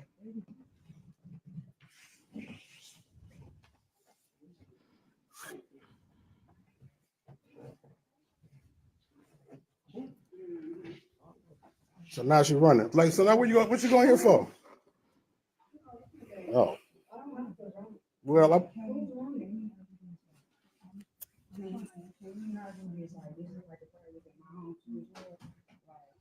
well, he said he wanted you out of here. You ain't want to leave, so that's why we here. Who? Your boyfriend.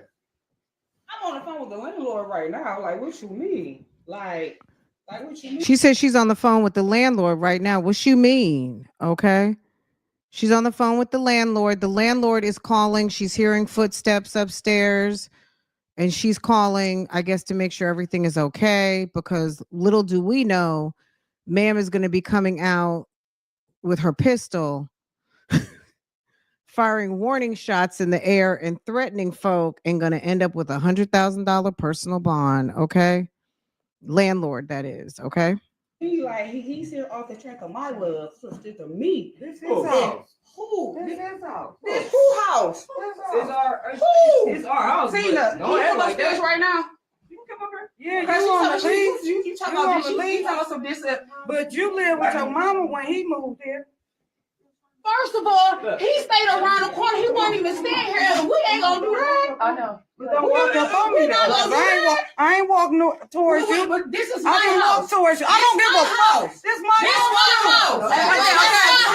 Right. This is my house. Get it. This is my house. Do that. This is my house. We're not doing that. Hey, this is my house. This is my house. Okay. This is my house. This is my nephew out. Okay. I ain't about to You touch trying her. to make it seem like it's just I'm his house. hot. It's not. I'm hot. I'm hot too. Okay, well don't I'm walk hot towards too. me. What? Okay.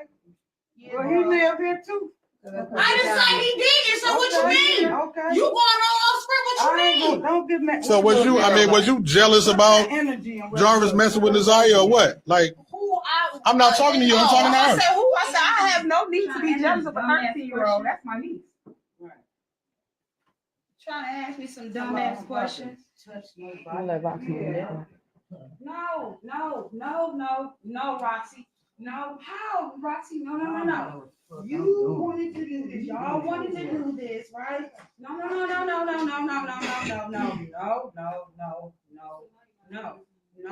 For what, Roxy? For what? For what, Roxy? For what, Roxy? I got a 13-year-old. Baby, I'm not on the defense with nobody. I said what I said, and I stand on 10 toes down on everything of what I said. Point blank, period. Chris, let me call you right back. Huh? I would love for you to put him on speakerphone because I know he talking ignorant. That's the one call you. Mm-hmm. Right.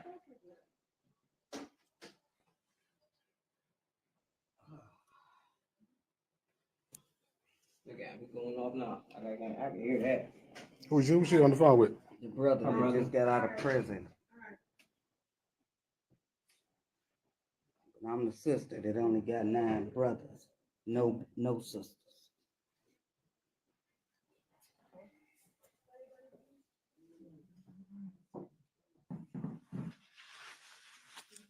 Didn't want to tell us where she was at. Tell me to figure it out. I got everything else. Questions is rolling in too fast in the comments for me to.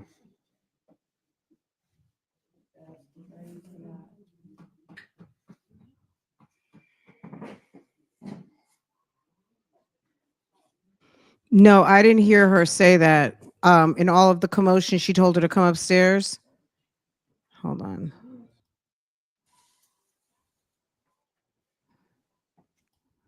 Yeah, you want to leave? You want to leave? But you live with your mama when he moved here. First of all, he stayed around.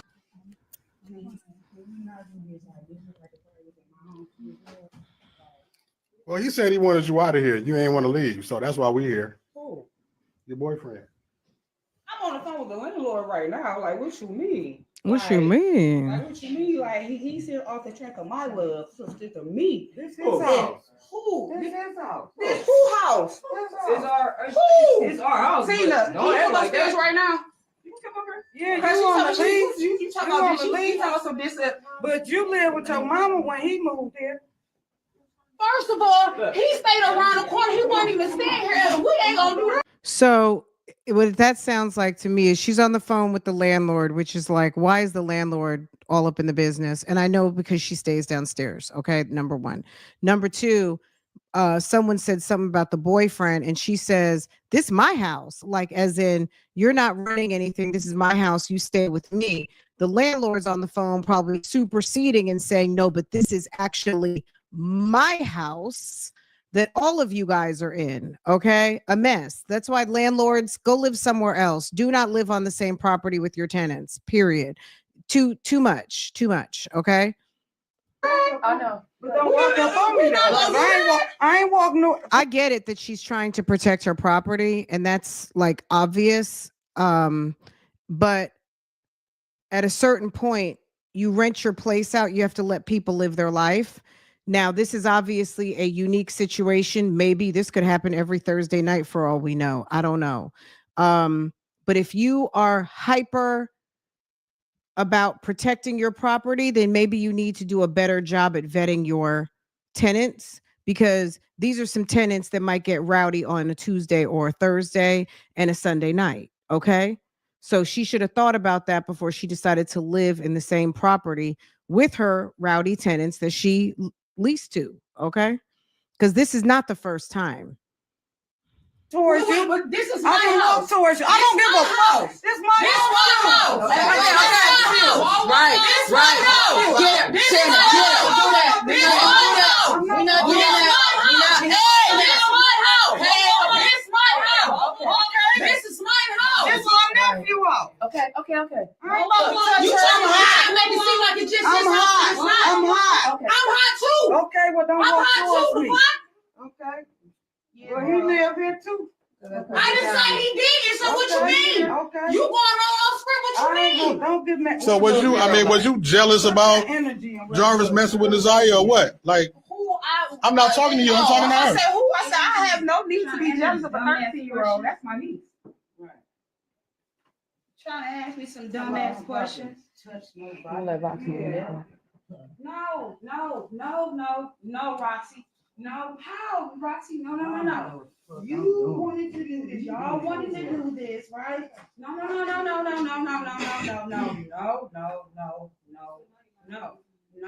For what, Roxy? For what, Roxy? For what, Roxy? I got a 13-year-old. Baby, I'm not on a defense with nobody. I said what I said, and I stand on 10 toes down on everything of what I said. Point blank, period. Chris, let me call you right back. Huh?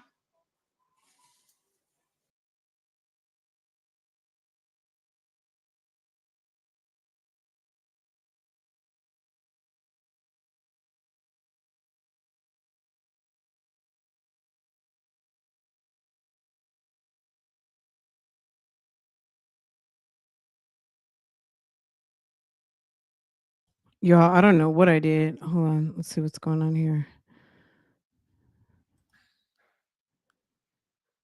It seemed like it stopped.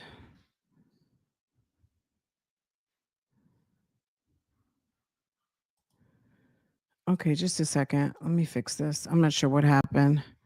We're at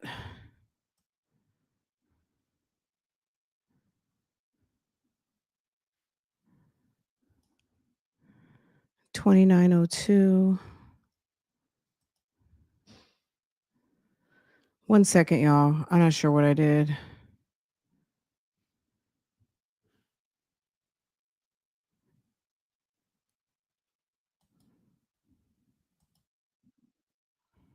No,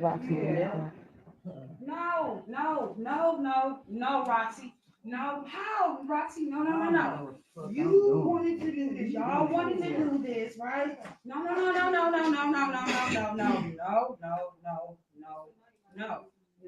For what, Roxy? For what? For what, Roxy?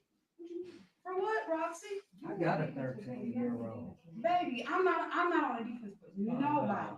I said what I said, and I stand on 10 toes down on everything of what I said. Point blank, period. Chris, let me call you right back. Huh? I would love for you to put him on speakerphone because I know he talking ignorant. Mm-hmm. Right.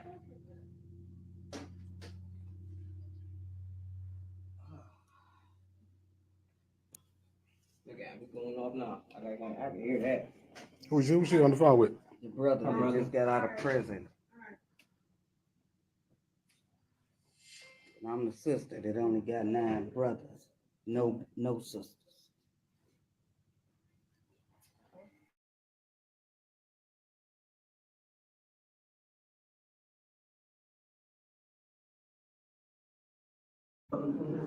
So I'm going to figure it out. Okay, that's StreamYard because I'm like, what is going on? Okay. I got everything else. Questions is rolling in too fast in the comments for me to.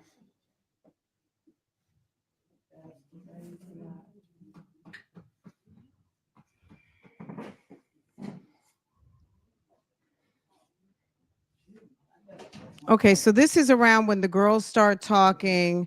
This is going to end. I mean, it's still got like about 14 minutes, but there's not a lot after this.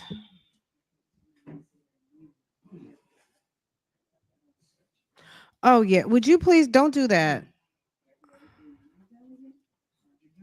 Put your text to talk on.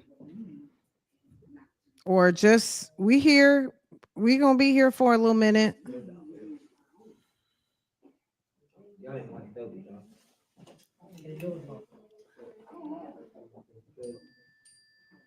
Who, the landlord? Oh.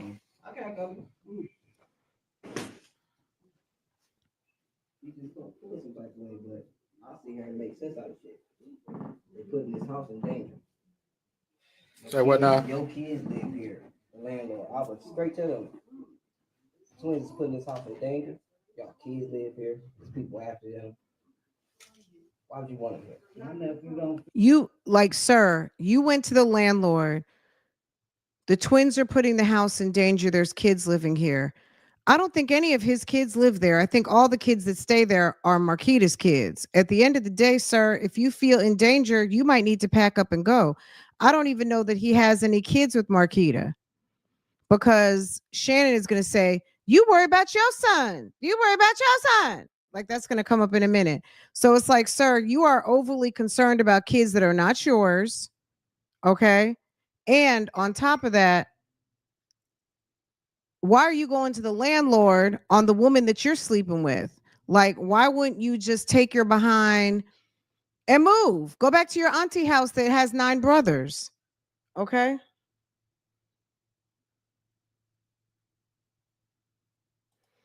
Well, Kimmy, go back. You might have to go back to the beginning, hun. We don't know. Also, we can't really speak for why people do things because your understanding is not their understanding. Hopefully that makes sense. What you would do and what the next man does, baby, that's 2 different things, okay? Feel safe at all. I gave up trying to understand what other people do a long time ago. shake it. I ain't never shake in my motherfucking life, man. Well, it's good that he's concerned, but at the end of the day, you're not on the lease. You're not on the lease. It's not your kids. If you're concerned and you love Marquita, obviously if Marquita felt a way about her man and he felt that it was dangerous for her sister to be at the house, that's a conversation that they should have had a while ago. Calling a podcast over, what did he really think that was going to do? Mr. We don't even know if you pay rent. We don't even know if you have a job. You don't have any kids in that house. You might not even be on the lease. Like, it's fine to be concerned, but there's a cost to be the boss. And if you're not paying that cost, you get shut down and embarrassed in front of the podcast that you brought over to the house, because she shut him right up. And furthermore, Shannon was like, you need to be worried about your own son, who probably lives somewhere else that you're not paying bills for either. So it's kind of like, okay, you're concerned, but nobody takes you seriously as a man when you're not doing man things. Okay. When you're not doing man things, people aren't going to take you seriously on some man things, because you just over there. You're just over there. That's basically what he is. You slept with both twins. You nasty. He's just as nasty as Jarvis, in my opinion. He might not be messing with girls. He might not be at the jail on a murder charge, but damn it, you nasty too.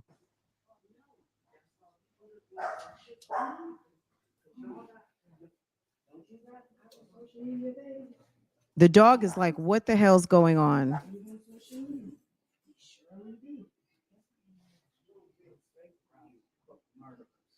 I can't even do shit sometimes.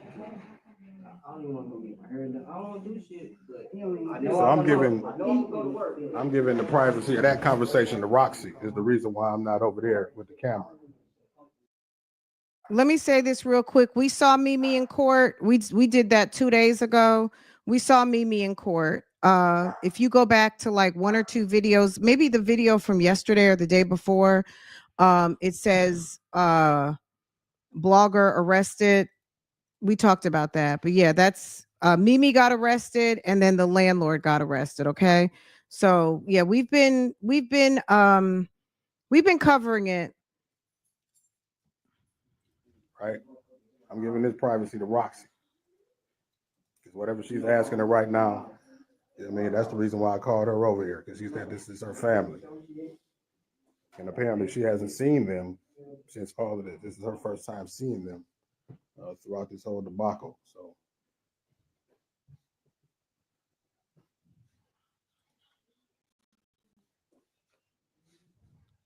How are the twins? How is Shannon and Marquita both on the lease? And that's possible. I didn't hear them say that, and that's good. Good. They're both on the lease. Then homeboy doesn't have a leg to stand on to try to evict her. You know what I'm saying? Like, I'm going based on your word, Star Magic. At the end of the day, if they're both on the lease, then he needs to shut the fuck up, right? But word is that she was living at her mama's house. That's what it all kicked off on. If she's on the lease, then she lives there, right? Then Marquita wouldn't have been saying, this is my house. She would have said, this is our house. But this information at the 11:40, Star Magic says the twin confirmed they're both, maybe they are on the lease today. Who knows? And at the end of the day, that's not really worth arguing over. If they're both on the lease, good. Boyfriend needs to figure out, because we already have, that the twins aren't listening to you. The twins don't listen. The twins do what they want. And you're just you're just a piece in the game. Okay. They're just using you. You're just you're just a piece on the game board, if you will. Right. See, this is so now, no, the twin and the boyfriend. So look, at the end of the day, this is what I'm going to say. Ma'am, Miss Johnson, who Marquita was on the phone with, guess what? She has court on the 11th and on the 18th. And I promise you, we're going to find out, number one, if there's a lease. Number two, who's on the lease, and her version of the story as it pertains to her defense on damn multiple gun charges, multiple assault charges, and a reckless use of a firearm. That's what we're going to find out, because all of this popped off with the landlord due to this incident right here. That's what set ma'am off. So we'll get the facts of the case entered into the court on February 11th, February 18th. So some people say the twins are on the lease. Some people say it's the boyfriend and the girlfriend on the lease, Marquita. Some people say, Shannon said this her house. It might just be Shannon on the lease. We don't know. We don't know. We'll find out when court is back in session and they ask her if that's even part, like even if it's even relevant to the case. But they'll probably have to, since this popped off because of an incident at her apartment, then maybe she will have to say, who are these people? It's so and so and so and so. Are they your tenants? Who's actually your tenant and who was a guest? Who knows? We'll see how it goes down.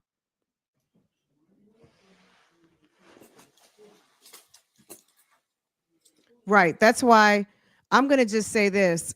We don't know all of the facts of the case. That's why I don't try to argue anything that's not on paper and not on the docket and not, well, this is what this person said. This is what that person said, because everybody's got opinions and people think they heard this. And I'm not arguing what I don't know.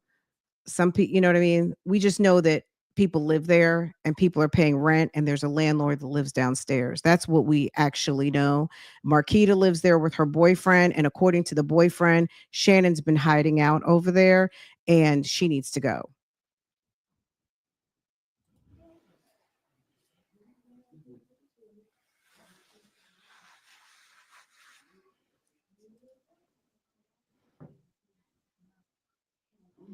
Okay, Star, you're late, hun. So there is a whole entire session with the landlord that happened yesterday, boo. Okay.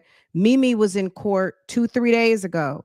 Baby, there's so much happening in this case. If you're not checking in on every day, you're going to be late and not have the most current information. Mimi was in court a couple of days ago, and Miss Johnson was in court yesterday evening. Okay. So there's actually 2 cases now. All right. I hear what you're saying, but I'm saying the landlord, if I'm on this live stream with 713 people telling you the landlord got arrested, that's what I know. Okay. It's been verified on the Wayne County 3rd Judicial Circuit of Michigan criminal case records lookup, and in Zoom court that we just watched. So slide the bar back. If you want to know who was in court on this day, it's the landlord, baby. Okay. If you guys want to watch Mimi in court, we can do that too. All right.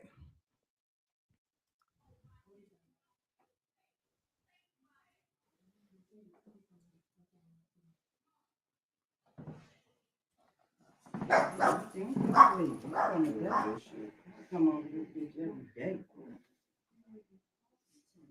This shit is crazy.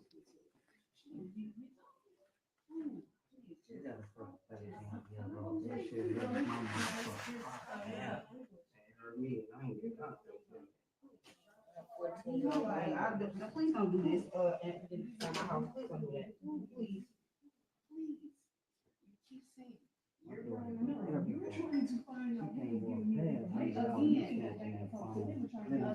I don't talk to nobody. Don't block it, nothing. Let me see. You keep saying that she's still alive. I don't know. Is she? Do you think she is? Last time we was. I mean, just do you think she is? I don't know. Nobody. You said last time. Have you what? had a this This is my one question. From the night. No, just let me. For one, when they said when your mother asked you, was she there? My first place I would have went was to the shop, because that's where y'all let her go. That's my first. Fuck calling him. Fuck asking him. My first place was going to listen, because I got to search. Listen, why you gonna say? This is what one question. This one question I want to ask. Wait a minute. Okay, no. We're not gonna be able to have a conversation. I didn't even ask Let's just stop. This is one question, and then I'm done. From January the 9th till he turned himself in February 7th. You and him never talked about this baby being gone. Never, ever said nothing. Not one thing. I know. I can't believe that. From the 9th to the 7th, you never had one conversation with this motherfucker that should cut his dick off. I'm not going to answer any questions that you don't feel comfortable answering. No, she don't have to. It's not I even just wanted about to ask. feeling uncomfortable. She don't have to It's answer. not even I just about wanted to feeling ask. uncomfortable. Because that was fucking with me. She's an outsider looking in. With a 13-year-old daughter. Period. So, Yes. I got a question. Yes. But your Why question. I can show you my baby can't go you look like why you that keep baby. coming here? Excuse me? Why you keep coming here? Because I can. This is my sister. If she want me to come over here, I can. You wasn't saying it when you was staying at my house for 2 months because you didn't have a place to stay. First of all, I don't have people looking for me trying to. Okay, can I just say, whoever thinks that Shannon is on the lease, if she may, who knows? Look, let me not even get back into that. But at the end of the day, if she were on the lease, I think she would just say, "This is my apartment too. I just don't stay here." So, sir, okay. The boyfriend is basically questioning, why is she there? Look, y'all, let's stay on topic. Mimi is not on the topic. We're talking about the landlord. If you guys want to see the Mimi arraignment bond hearing, we'll do that afterwards. But Mimi is, so if you're keeping up with what's going on, and I showed the hearing the other day, the girl who broke and entered into Jarvis's shop. That's Mimi. Okay. That's Mimi, the blogger who got caught up breaking into the shop. So if you want to know who Mimi is, that's who Mimi is. Mimi is a blogger on Facebook and TikTok. She broke into Jarvis's shop. If you were watching yesterday, which I know some of you already were watching, you would know this. But we'll look at both of them before we break out of here. But y'all, hit the playlist. I created a playlist for y'all so you can stay on topic and see everything that I've put up regarding this topic. That's it. That's all. Okay. We can't spend every live explaining who everybody is when we've explained it every other video. So it's okay. We'll show, since it's Saturday, we got some time. I'll show both hearings again, but just hit the playlist. That's all. Okay. Every video is not 3 hours, but this one might be. Okay. Who's looking for me, baby? I'm not hiding. The world. I'm not hiding. It looks like it. How? You ain't going to work for one, and you over here where you usually don't be. Where nobody will think what you need to do I wanted to say, don't like, put our job and then I keep and what telling we you not to got come going here, on. but you keep coming. I can come here as long as my sister say I can come here. Y'all If she's both inviting me over Y'all both here, I can. You disrespectful, You're nigga. not understanding the situation. How, nigga? You not even understanding the situation. Your ass too invested in something. What you need to do is worry about your son. Okay. Worry about your son.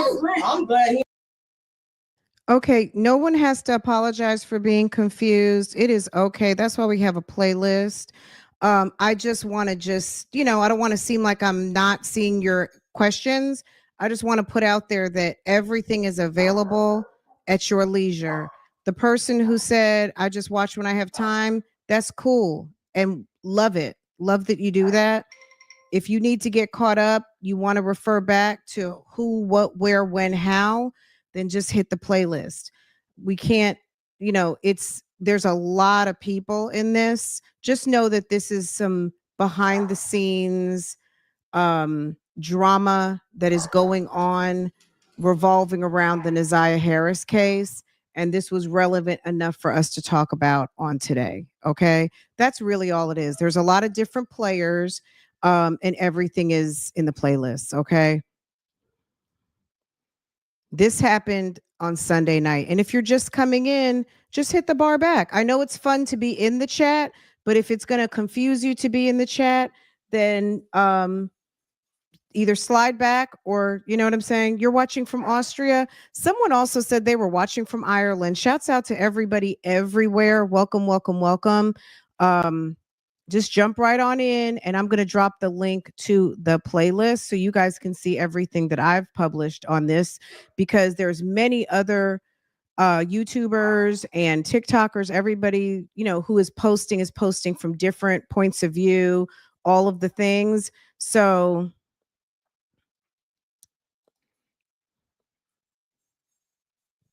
this is just one person's perspective, okay? And around y'all. And I'm glad too. I'm glad. And let me just say this too. If you want to see this uninterrupted, hit my playlist when I showed this a week ago, okay? Because this happened almost a week ago. If you want to see this uninterrupted, you can do that. And it's in the playlist, okay? Good morning, everybody. Good morning, Brooklyn, okay? Everything is in the playlist, okay? Here on a Saturday morning, I'm going to stop and we're going to talk and I'm going to answer questions and all of the things. If you want to see this uninterrupted, like I said, it's in the playlist. Okay. I am too. You don't worry about me. You worry about your kids that you have with a pedophile. You worry about your kids and that pedophile. I ain't fucking him. Fuck. Shit, you wasn't saying. I got one. You got When five. she was missing, can I ask you something? Fucking weed, what? When she went missing, why would you say she might just be out fucking? Everything that I said is that's what we got from saying her that you want friends. to fuck. Everything that we got from what I said came from her friends. So I just repeated it. That's what they said.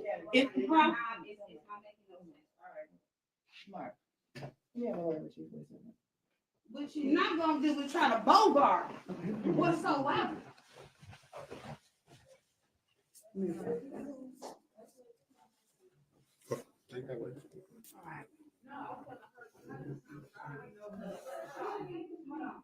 I'm not talking about you. I'll make sure they shut it. It's time because I already know how she let me girl, she goes to the house.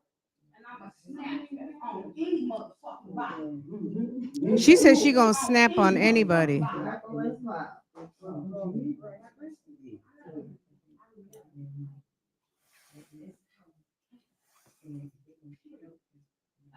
They gonna come the long way in your life.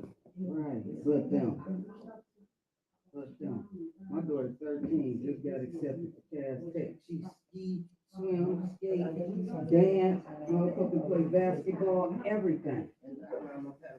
And when the fuck she walked past me with her I would get out tomorrow. What's the end result? You want her out? Oh, I really want her out. Like, this shit is to the point where I'm about to talk to the landlord and literally talk some sense that makes sense on she don't need to be here. Yeah, because it's dangerous. It's dangerous. Yeah. Everybody. So boyfriend got her involved. Boyfriend got the landlord involved. Landlord was talking to Marquita and the boy, like, y'all can't get me involved for your house guests. You got a house guest you don't want there, call the police. I can't come and remove someone from the property as the landlord. You have someone who's trespassing. You have somebody who's not a welcome guest. Ask them to leave. That's it. That's it. That's all. The landlord made a mistake by getting involved.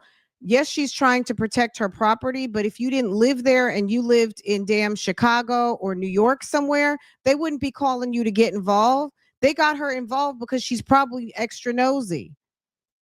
Very. And the way this shit acting, I already know I'm gonna have to deal with some shit when y'all leave. I'm gonna try my best to ignore him, but let me get close to him. Ain't nothing gonna happen. I might get locked up and knock them two bitches out. I'm about to go to my club, and I'm gonna come back before I go I ain't got home. time for And I this shit, live bro. 2 houses behind my club, and I'm gonna come back before I go around the corner to my house from my club. But I ain't gonna do shit. I'm gonna mind my business. I'm in a I'm expecting her to do motorcycle her shit club. till I will shit not gets say handled. which one. You know, But I will go come to our back. house. They need to go on somewhere else. For real, for real. No. Auntie says she lives around the corner and 2 houses behind her motorcycle club. It's like, Auntie, why are you telling people where you stay? Boyfriend's auntie who lives around the corner, 2 houses behind the motorcycle club. Sis, you running your mouth on live stream, ma'am. It ain't like I'm the one that's doing doing some fucked up shit.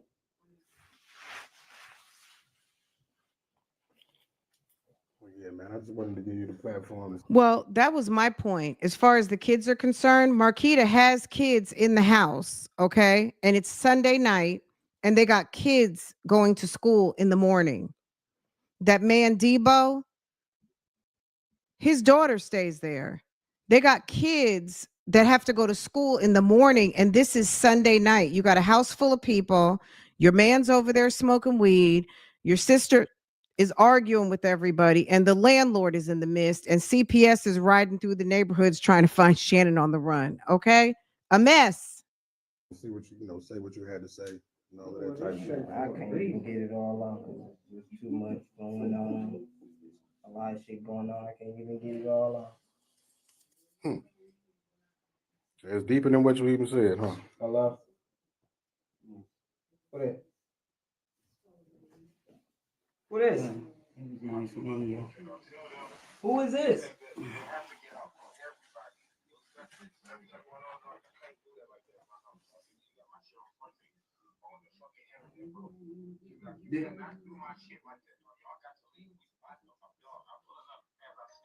They look, I've been trying to get rid of the problem for the longest. So we know CPS got the family. Well, not the family. CPS was at Annette's house. Okay, that's what was being said. CPS was at Annette's house. They want to talk to Shannon. Annette was schooling Shannon on what to say.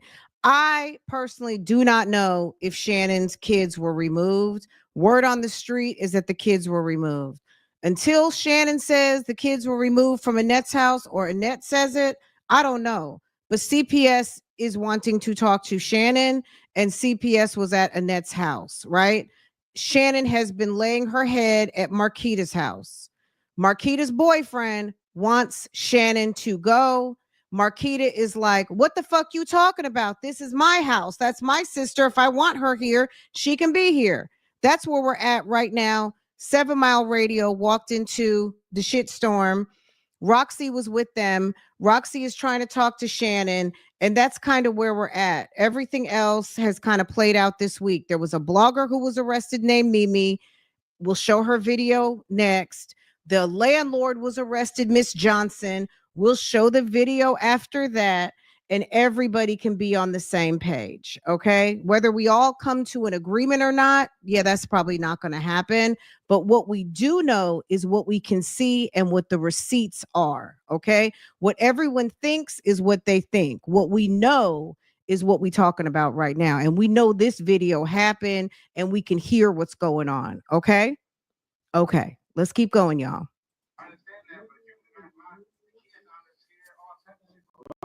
They scared. Why they scared? Ain't we not? It's nobody being involved.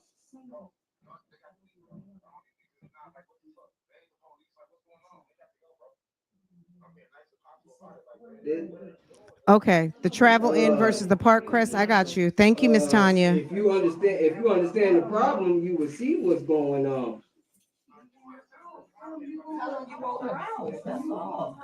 I'm trying to get rid of the problem, but they won't go. How? Yeah.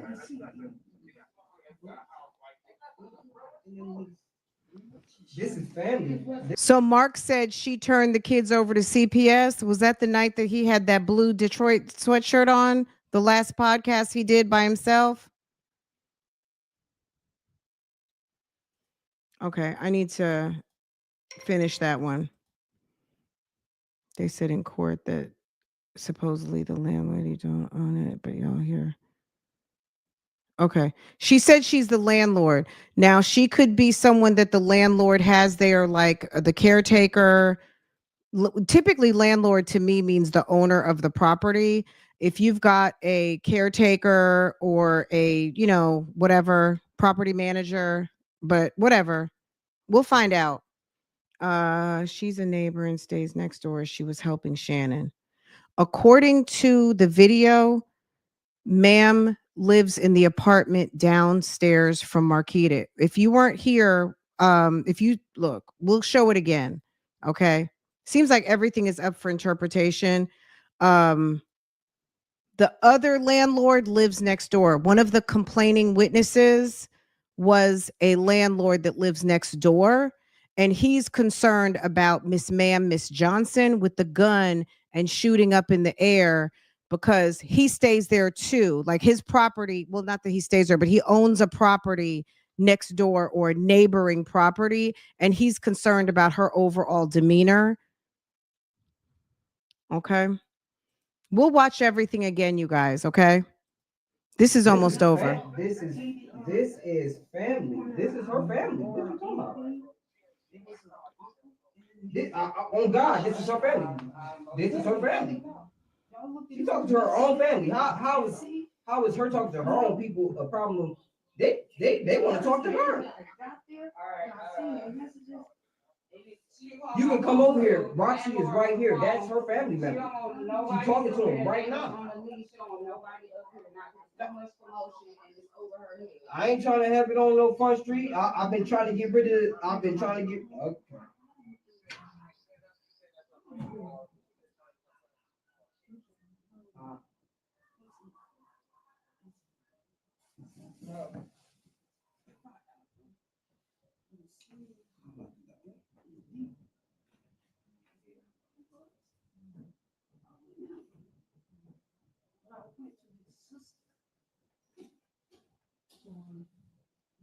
Mom.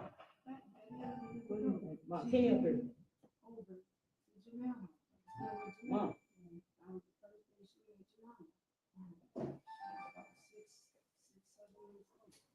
This is what I think. The boyfriend's messy aunt who lives around the corner behind the motorcycle club, ma'am called his mother, okay? And they thought, I don't know what they were thinking, but ma'am, the one sister out of 9 brothers, boyfriend's auntie who's over there all up in the mix, she had a hand in this getting out of hand because I think she sat up there and called a bunch of people. Okay. On top of the fact the landlord lives downstairs, that's a problem too. Okay. That's how this thing got so out of hand. Okay. And if auntie in the bushes is in the bushes who lives next door behind the motorcycle club, sis, that's right. That's what I said. That's what I said. What I said. Ma'am, you all up in your nephew's business, and these people got all kinds of shit going on. And we hear you all the way across the country, and we even hear you in Austria and Ireland. Okay. Everybody hears you telling your business. Okay. This isn't about you. This is about your nephew who lives with them ratchet ass twins, specifically Marquita. And according to Shannon, he needs to be taking care of his own child. Okay.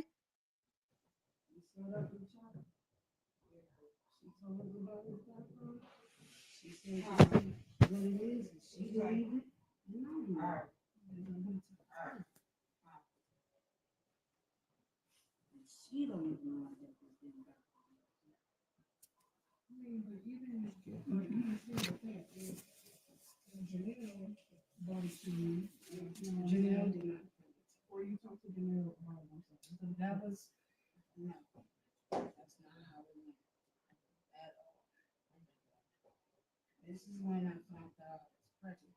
I took a pregnancy test and I asked her how I was pregnant. I said it's C2 lines but it's fake. So she yeah. So the pregnancy test. This is me, Janine. I don't want to be the parent.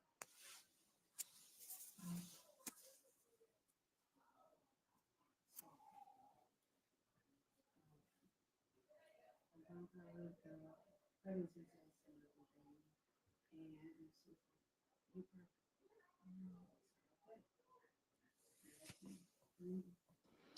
Y'all, Mark is trying to be discreet, but we still can't hear them.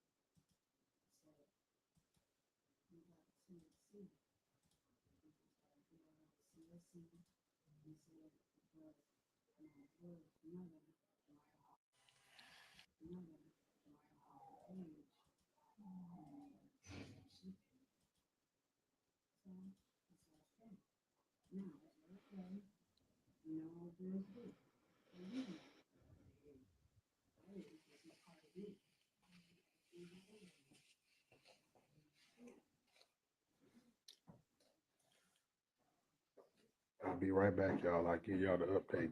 I don't want my phone to die, and I don't want y'all sitting here looking at the carpet. So I'm gonna be back live in a second. I'll give y'all the update.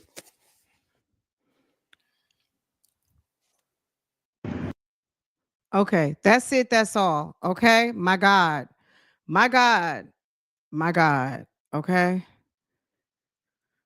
Whew, Jesus. Okay, y'all. Let's move to the next thing. Y'all was talking about Mimi in the chat. I'm gonna bring it to you. We've already looked at this video, but it's not long. Okay, it's not long, and we're gonna get into it real quick. Okay, Mimi is a blogger. Mimi has TikTok and Facebook where she posts live. Now, Mimi was doing some shenanigans out here doing her own searches. I'm just going to say this. The city of Detroit has put murder charges on Jarvis. Murder charges don't just come out the blue. They got murder charges. There's evidence to show that Ma'am is gone. Little Miss Ma'am, Naziah, is gone. Do we want to find her remains? Absolutely. So she can be laid to rest in peace in her final place and given some respect. The respect she didn't get as a child, as a young lady, as a member of the family, all of those things. So she can get her respect that is due to her. She, her life meant something. And I think that people showing up all over the internet, people concerned, people wanting to know more. Me personally, yes, it's gotten a little bit messy, but at the end of the day, it's messy with a purpose, okay? Because people feel that her life was worth a lot more than how it ended, and that's pretty much it. Now, Mimi was with some shenanigans on Facebook and TikTok, and she broke into a couple of places, and Ma'am got arrested, okay? Ma'am got arrested, and let's go. I'm gonna put myself on mute because my dog is barking, okay?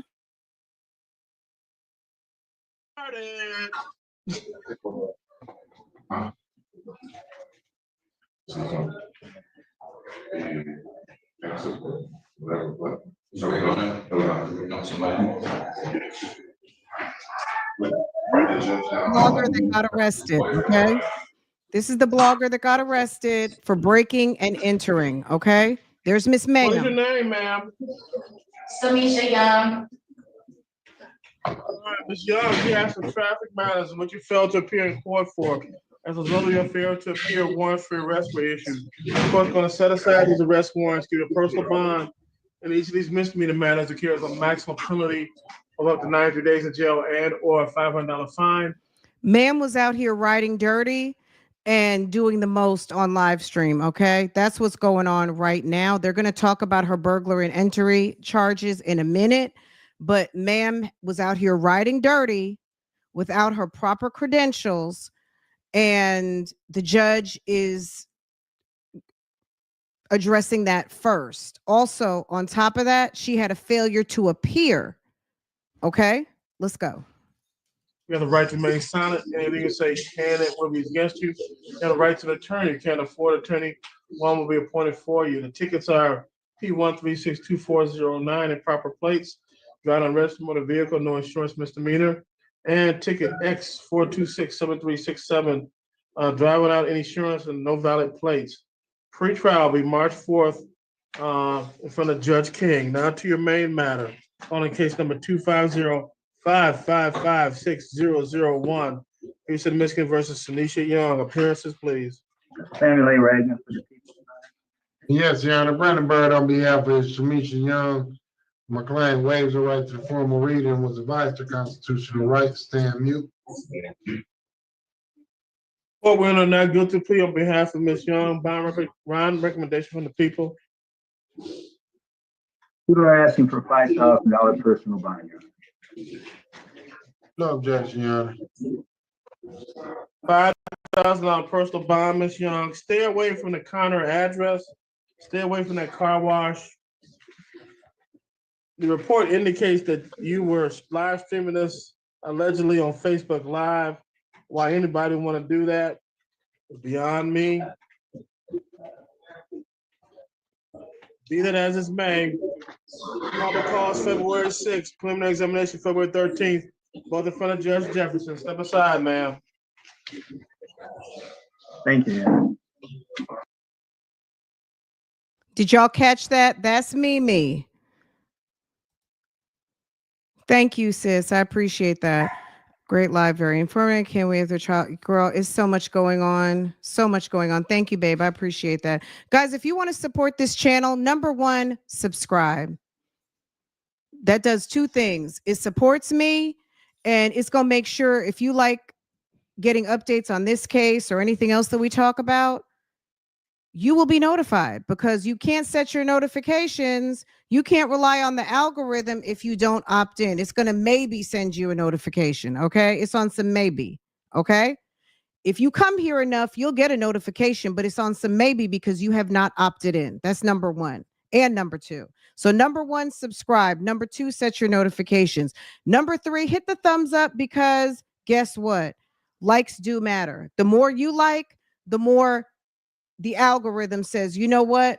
Somebody that watches content that you watch, they might send this out to them. That supports me. That's number three. Okay. Number four, if you would like to support this channel, you can send super chats. You can send any type of support you'd like to. But number one, I'm asking for just hit the subscribe, set your notifications, and hit the thumbs up. That's really so important. Okay. And the fact that you're here. Okay. That was Mimi the blogger. Okay.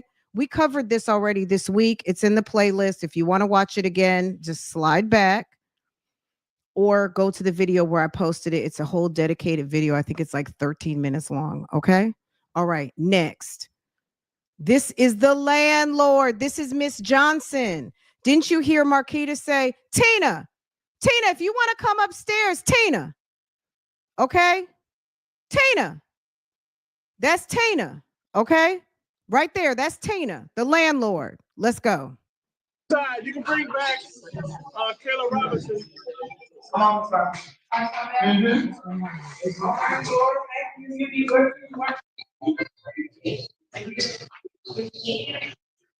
Okay, state your name, please. Before we look at that, hold on. I'm forgetting again. Okay. Y'all, that's Mimi. Mimi took a picture with the twins in 2021. How does Mimi know the twins? Baby, don't ask me. Ask Mimi. I do not know. That's Mimi right there. Is it not? Hold on. My bad. There we go. Right there. Right there. The twins. Okay. Am I going to get this wrong? Okay. How's Mimi know the twins in 2021? I don't know. I do not know. I don't know. How does she know them? I'm going to say it. I don't know. I don't know.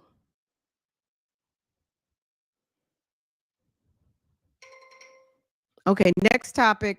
Back to the landlord. Back to Miss Johnson, aka Marquita said, Tina, you can go ahead and come up here.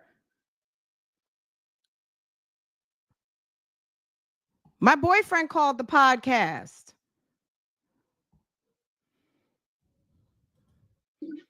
What's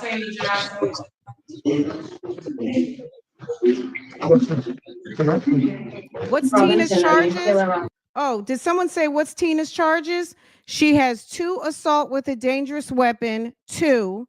She has 2 felony weapons and 1 reckless use of a firearm. She has 5 charges, okay?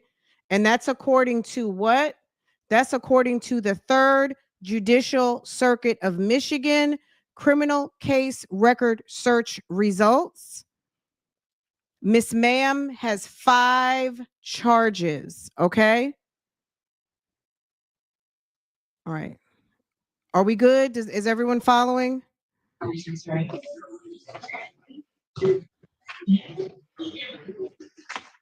All right, Miss Johnson, this is case number 25055598001. People City, Michigan versus Martina Johnson. Appearances, please. Jennifer Douglas for the people, P72748. Judge, good afternoon, Mayor. Please, this court, Philip Reagan, P57156 on behalf of Ms. Johnson. We waive the formal reading, stand mute. She's been advised of her rights. Court will not guilty plea on behalf of Ms. Johnson. Bond recommendation from the people. Your Honor, on Ms. Johnson, the people are asking for a $50,000 cash or surety with tether house arrest. While Ms. Johnson does not appear to have any criminal convictions on her record, the allegations here would indicate that Ms. Johnson is a danger to the public. Here we have the allegation that she went to some people who weren't even there for her house, a completely different house, which she seems to admit that they said they were there for a different house. But she is. Okay, so it sounds like, so she came home. I'm sorry to interrupt, guys. Sounds like, so this was not Sunday night. This was Wednesday. She came home from dropping her daughter off somewhere, saw 6 cars doing an eviction for another home. I guess she got triggered and thought that they were there looking for Marquita and Shannon, and she flipped her fucking lid. Okay. She flipped her lid. She got confused. She thought they were there for Marquita and them because of what probably happened on Sunday. And she got her ass into something that was none of her business. Okay. Let's listen. Okay. I've had to listen to this 5 or 6 times because I thought, so she got confused. The neighboring property, it was the landlord. He was evicting someone from his property. She thought people were coming to get people out of her property. And I guess she thought she was protecting her property at that moment on Wednesday. Mark and them weren't even over there. This was a whole nother situation that ma'am got confused. She was confused. Okay. Love this information watching from Australia. Thank you so much, Australia. Welcome, welcome, welcome. Is alleged to have pointed firearms at multiple people. And fortunately, this is a situation that could have ended up much worse, as the one complaining witness actually had a firearm and ended up deciding to put it down to try to de-escalate the situation. But here, the one complaining witness indicated that the defendant was irate and telling them to leave, saying that if they didn't leave, they would shoot. And Your Honor, it wasn't just these 2 complaining witnesses. There were workers there as well who were doing the eviction, Your Honor. And then we have that so there actually was an eviction in process next door. Ma'am pulls up and thought something was going on at her house. Police arrived there. They see Miss Johnson in the street, and she does have a firearm on her. So, Your Honor, we have concerns for the safety of the public here. The one complaining witness said Miss Johnson was going on about a missing 13-year-old girl, and he had no idea what she was talking about. So it's unclear what exactly would have been would make this make sense. But Your Honor, there was a third-party witness who indicated that he saw this defendant pointing a gun at other individuals. He corroborated that she shot a round into the air. And so, Your Honor, given that we have some individuals who apparently were not trying to be hostile, Miss Johnson, were not even there for anything having to do with her, they had firearms pointed at them and threatened to be shot. So given that there's this danger to strangers, we think there's a danger to the public. Given that one of those complaining witnesses is the landlord for the nearby property, it is likely that he will be near there in the future as he continues to do things with the property. And so we think that this is an ongoing threat. We're asking for $50,000 cash or surety with tether house arrest. Mr. Reagan? Judge, I'm glad Ms. Douglas said, it doesn't make sense. Let me make it make sense. Let me make all of this make sense. So no, I just want to know. I don't want you to make it make sense. I want your bond argument. I'm about to give you my bond argument. It's going to make sense. So, Judge, my client lives at a residence on Grand Street. She lives in a 2-family flat. Above her, she's a landlord. Above her is the aunt of Desire Harris, who lives with her boyfriend. So the boyfriend wants to get Miss Harris's aunt out the house because he's been getting a lot of threats and different things happening because of the case, the publicity that's going on with the case. He calls a podcast over to do a podcast that day. So this is Wednesday. So my client's also been getting a lot of threats based on the fact she hasn't put this aunt out the house and all this other stuff. So fast forward to Wednesday, she takes her daughter to school. She comes back home.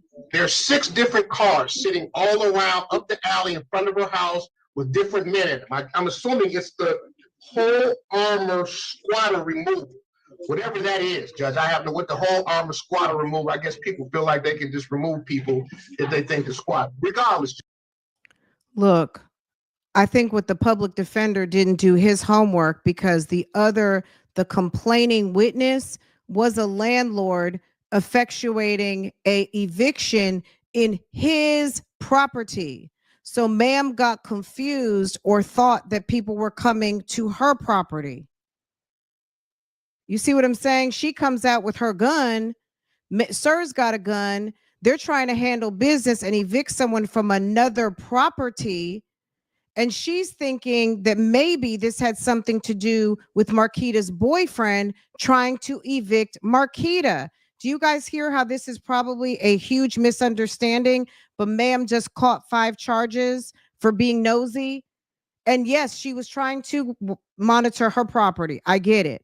But maybe she should have asked a couple more questions before she put that warning shot in the air. Okay. Judge. So what happens? My client's a licensed CPO holder, has her gun on her hip. Never once takes the gun off her hip. Never once. She starts to ask the people that are sitting in front of her house. It's several cars. What are you guys out here doing? They start to get aggressive. She calls the police.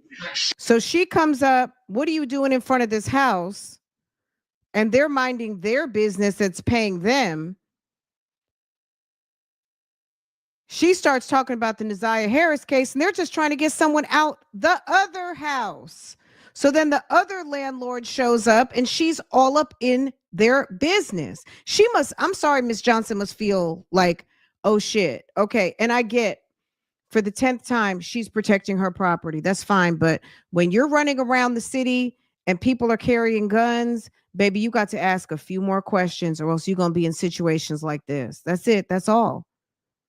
If she would ask 1 or 2 more questions and understood what she did not understand, she might not be sitting at the Detroit City Jail Mound Women's 1.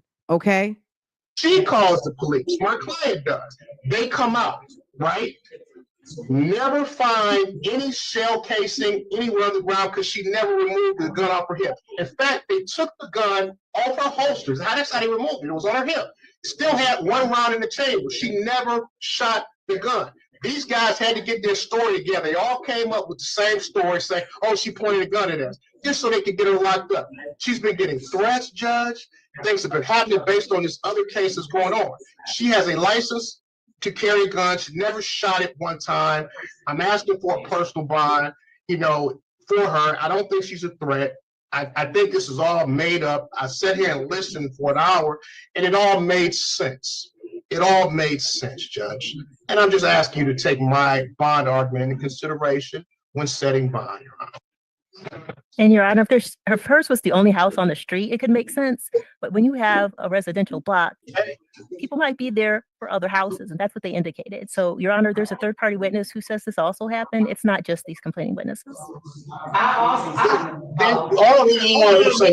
Don't say nothing. Hold on. One moment.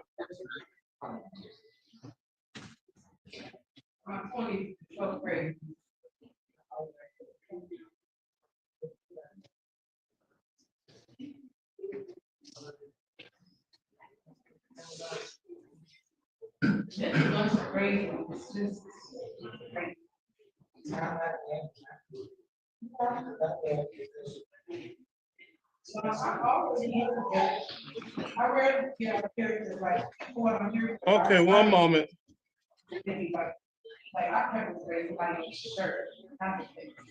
So I mean, he knows it's not pepper spray, like, thank you. Okay, go ahead with the argument as to bond. Mr. Reagan, you bring up some good points. Whenever I look at these type of matters, the various factors I look at. One, where the incident occurred. Two, one of the factors that points to your client's favor is she's a CPL holder. And three, an argument could be made that she was arguably acting in self-defense. The report indicates she fired a shot in the air, and I can understand being a woman by yourself, seeing gentlemen and people around the house, you can be fearful. And I'm like, for her safety, I get it. That's why she's probably a CPL holder. And like I said, both victims witnessed that the defendant fired one round in the air during the verbal altercation, which means she could have shot it at somebody, which means she meant business. So I'm going to give her $100,000 personal bond in this matter. While this case is pending, ma'am, you're not to possess any handguns, firearms, or other dangerous weapons. No contact with Anthony Jones nor Anthony Pollard. Probable cause February 11th, preliminary examination February 18th, both in front of Judge Jefferson. Step aside. Your Honor, I would just, for the record, I would note that after Mr. Reagan said that thing about the 911 call, I just checked the CAD notes. The only call I see is from a gentleman named Ronald or Rold. I don't see one from the complaining witness, from the defendant. So I just want to put that on the record. Okay, duly noted. Step aside. You can bring back Kayla Roberts. Miss Johnson, they said they didn't see your 911 call. Okay, boo. All right, next. Let me see if I have this lined up right. There's Mark the next day. I think it was the next day, if I'm not mistaken. This is either Monday or Tuesday in front of Detroit Police Headquarters. Okay. Okay.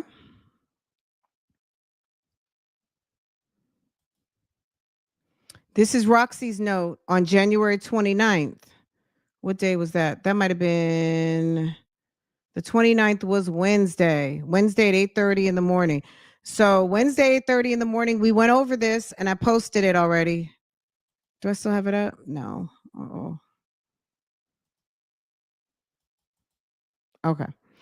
I regret to inform you all with a very heavy heart that I am no longer associated or part of the 7 Mile radio team with Mark due to irreconcilable difference. This was Wednesday.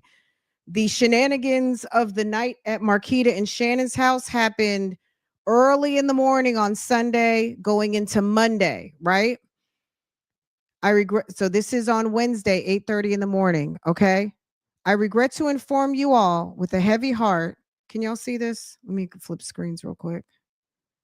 Hold on.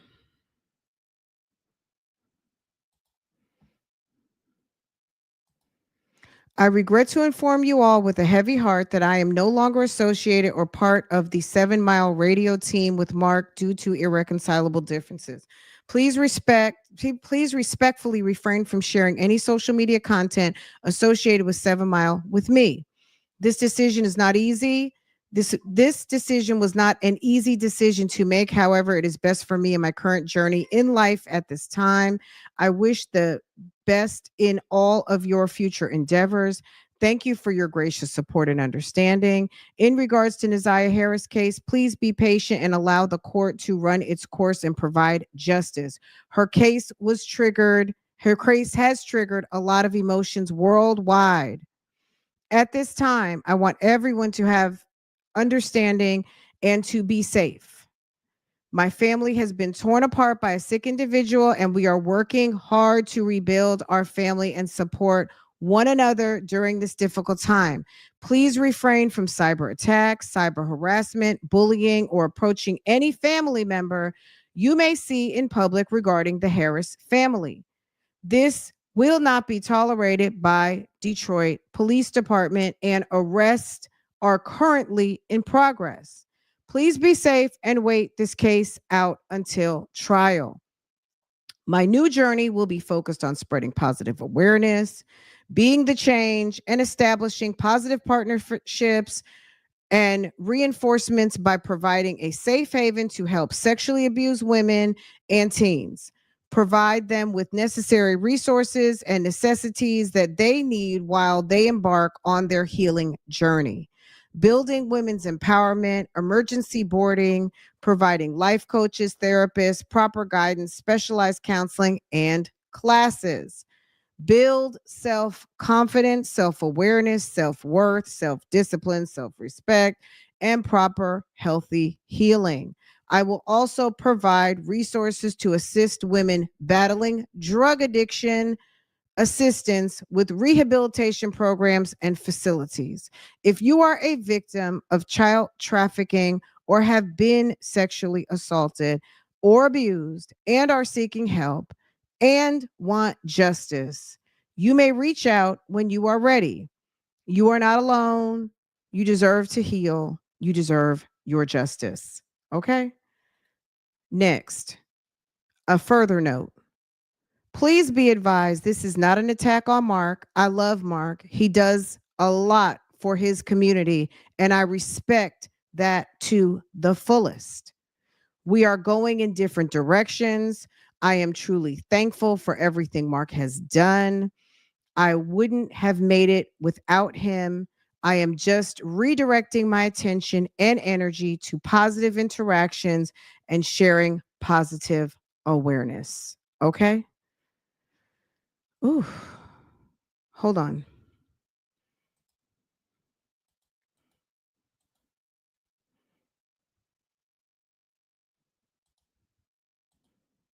That's them.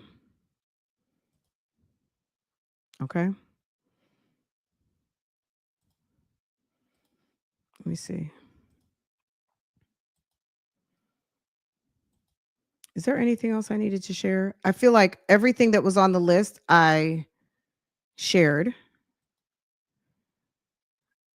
Everything I told y'all I was going to do, I think I did. Just a second, y'all.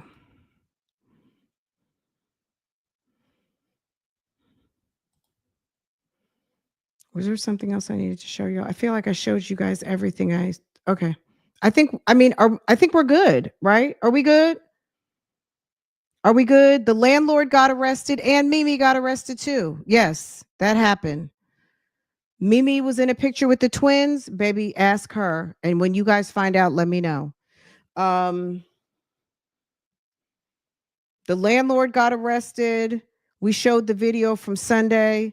The landlord was probably on pins and needles from what happened on Sunday night. When Wednesday happened and she saw some people 6 deep at the house. You guys have y'all ever seen Orenthal down there in Memphis, Tennessee? The guy who does evictions, what's his name? Orenthal Penn or something. Girl, when he shows up, it looks like they're mobbed up. He has a gun on his side and they are ready to get you about your house. They got a writ of possession and they're coming through and they're not asking any questions. They got moving vans, everything, right? So I don't know what ma'am thought, but whenever she got to the house, I think she thought they were there for her property and she's the owner. So she felt away. I think she didn't know what was going on and they didn't know what the fuck she was talking about. Okay. I think she was on pins and needles from Sunday night. And when she saw them on Wednesday, she just assumed it was the same shit over again. Okay. And she wasn't about to have that. Okay.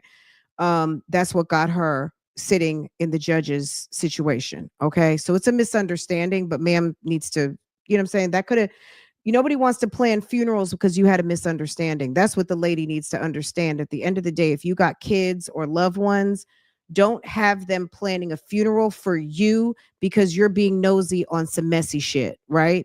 And she had every right to be nosy because she's the landlord. She's the property owner. But that could have ended badly because you had another licensed gun owner and he could have been feeling some type of way. Everybody's standing their ground. It could have been some funeral arrangements type thing going on, right? And that's bad. Okay. So I think we solved the misunderstanding of the landlord and her getting arrested. We watched what happened Sunday night, which got her discombobulated. We talked about the blogger who got arrested. Somehow she knows the twins. Okay.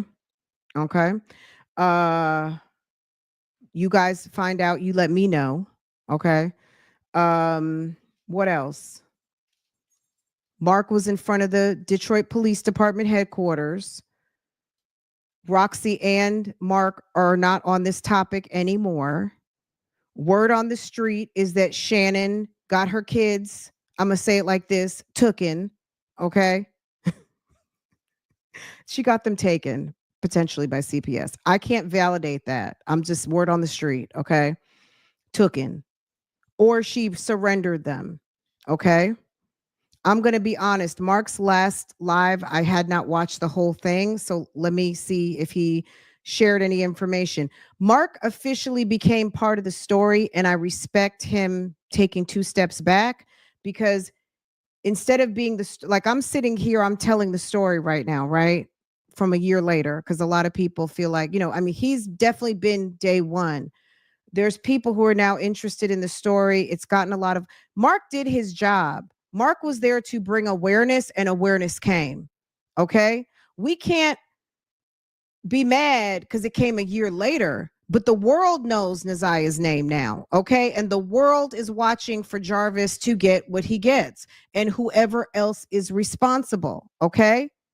You can't be mad because the awareness that you wanted came. The timing came when it came. Okay. We're here and we're watching. People are concerned and sending positive energy to Detroit to help bring justice to our little sis. Okay. Everybody's little niece. Okay. But Mark got involved and it pulled him in, and now he's trying to rechannel his focus, and I get it. Okay. So I appreciate him chronicling everything, because this is a very complicated story. This is a very complex situation, and the twins are still on the loose, and we don't know if one twin is involved and one is complicit. Are they both involved? Is Annette involved? Everybody's worried about the kids that are still around. Everybody's concerned, and they have a lot of questionable male people in the family that need to be, questions need to be asked, right? Thank you for you're welcome. You're welcome. I love a good, complicated story. And I want to see justice, because people need to know that women, young girls matter, and you can't just use our children for your playthings, boys or girls. But specifically, you can't use our girls as your playthings and then throw them away like they're worthless. You can't do that, because if you do it to one, you do it to all, and people need to understand that we need to respect these women and allow them to grow up. Let these little girls grow up and become the women that they're supposed to be. And someone has to stand up for Naziah. And they did. I feel like at the end of the day, no matter how this turned out, the job that needed to be done to provide the awareness for Naziah Harris, so people know her name, people are saying her name, that it is a concern. Yeah, they did that. They definitely did that. So okay, so that's what we learned today. We learned a lot, or we put it all together in kind of one video. So if you're new here and you didn't know what's going on, if you want to know about the Naziah Harris case, I'm going to just say hit the playlist. I do want to revisit closing arguments again, but we'll do that tomorrow, because when I first watched closing arguments, I didn't know when I first started watching the preliminary trial what was going on. I didn't. So listening to that and then hearing Judge Sabri give her rebuke to Jarvis. I want to watch it with y'all again. We'll do that tomorrow, okay? But I feel like everything we said we were going to talk about today, I'm sure I'm going to get off of here and be like, oh my God, I forgot to talk about this, that, and the third. But at the end of the day, I think we talked about everything we said we would as it pertained to the landlord getting arrested, and I think anything else. I'm going to go watch Mark's last live, and if that's where he said that Shannon surrendered her kids to CPS, good. I just want to hear it for myself. And that's it. I may come back a little bit later. I do have some Ernest Williams calls that I want to talk about. So I will be back a little bit later, but let me handle some business, get myself together, a little bit dressed, all those things, and then I will come back to y'all. But that's it for On Some Jarvis Butts today. Naziah Harris. I think people are just waiting for some news to know, that she can be laid to rest in peace, and that anybody who needs to be held to account is held to account. And I know that people feel really strongly about the family, specifically the people that had the job to care for her, right? Her grandmother, who was her guardian, her aunt who resided in the home, and the twin aunt who is with the shits, okay? People want to understand more about what the hell Annette and Shannon knew and didn't know. I'm still asking this question. If Naziah went home, if Naziah changed her clothes, where'd she get a change of clothes from? Did she bring a change of clothes with her to school? Why would she walk past the house and not drop off her book bag? Where is her book bag? How did her school tablet get in the house? I know a lot of people have asked that question. How did her school tablet get in the house? Was that her school tablet? Like, where's her school computer? Like, I don't know. I still have questions. So I'll drop the, if I hear it, I will let you guys know. I know he said that he was not going to be providing updates anymore. I'm going to watch it and I'll get back with you guys. I'll give you guys, send you, obviously always go direct to the content. Let me see. He's on YouTube. Let me drop the link to the video. You guys can watch it, but I'll watch it and get back with y'all. Hold on. Let me get the link. Because, I stop. We talk. We answer questions, all the things. So, hold on. If you want to watch Mark uninterrupted, absolutely. Is this it right here? Yes. Okay. Let me share his link. This is maybe the one I think that he might say that, but I'm not sure. I need to check it out for myself. You know what? On top of the landfills that they're probably keeping an eye out because they were also going out there looking for Ashley Elkins too. Don't think that they weren't. I think they were checking ponds, lakes, streams, the river. The landfills have been checked for Ashley Elkins, and I'm sure they are looking for any human remains. You know what I mean? Any human remains.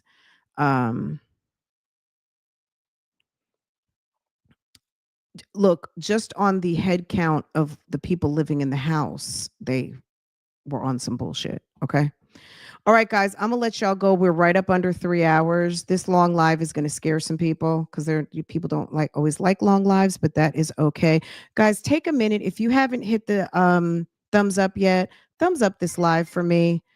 There is at least 200 of you that have not yet hit the thumbs up. On top of that, so many who have not subscribed to this channel. If you want to make sure you get a notification, subscribe, set your notifications to all so that you can always be notified every time I go live, post a video, and do all of the things. Okay, guys, have a wonderful day. I will see you guys next time a little bit later, but we're going to be on something else. We're going to be on some Shirley Strawberry from the Steve Harvey Morning Show's husband, who's been in jail for 2.5 years on some more bullshit, okay, including a sexual assault charge or 2 or 3 or 4 or 1 trafficking, along with scamming, okay, along with some CP charges, child sex abuse material, and a RICO. Okay. I'll see you guys a little bit later. Bye.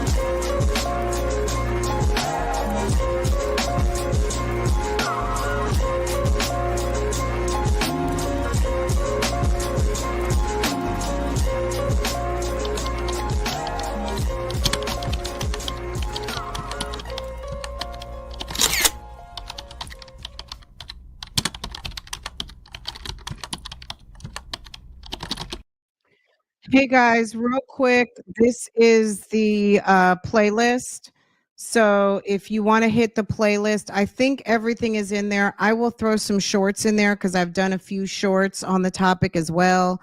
So I will make sure everything I've done is in the playlist for you guys, but this is the playlist right here. So if you're on Facebook, I haven't set any playlists up yet. But pretty much everything I post on YouTube is on Facebook. But that being said, if you want to come, you're on Facebook and you want to support over on YouTube, hit this link that I've got highlighted right here. Hit the link in your chat and it will take you. But I provided the link to Mark's video. I think I provided a couple of links today. This one specifically is the playlist, and I will share it on my community board. So you guys can start from the beginning. Okay. All right, guys, take care. Have a wonderful day, and I'll see you guys next time. Bye.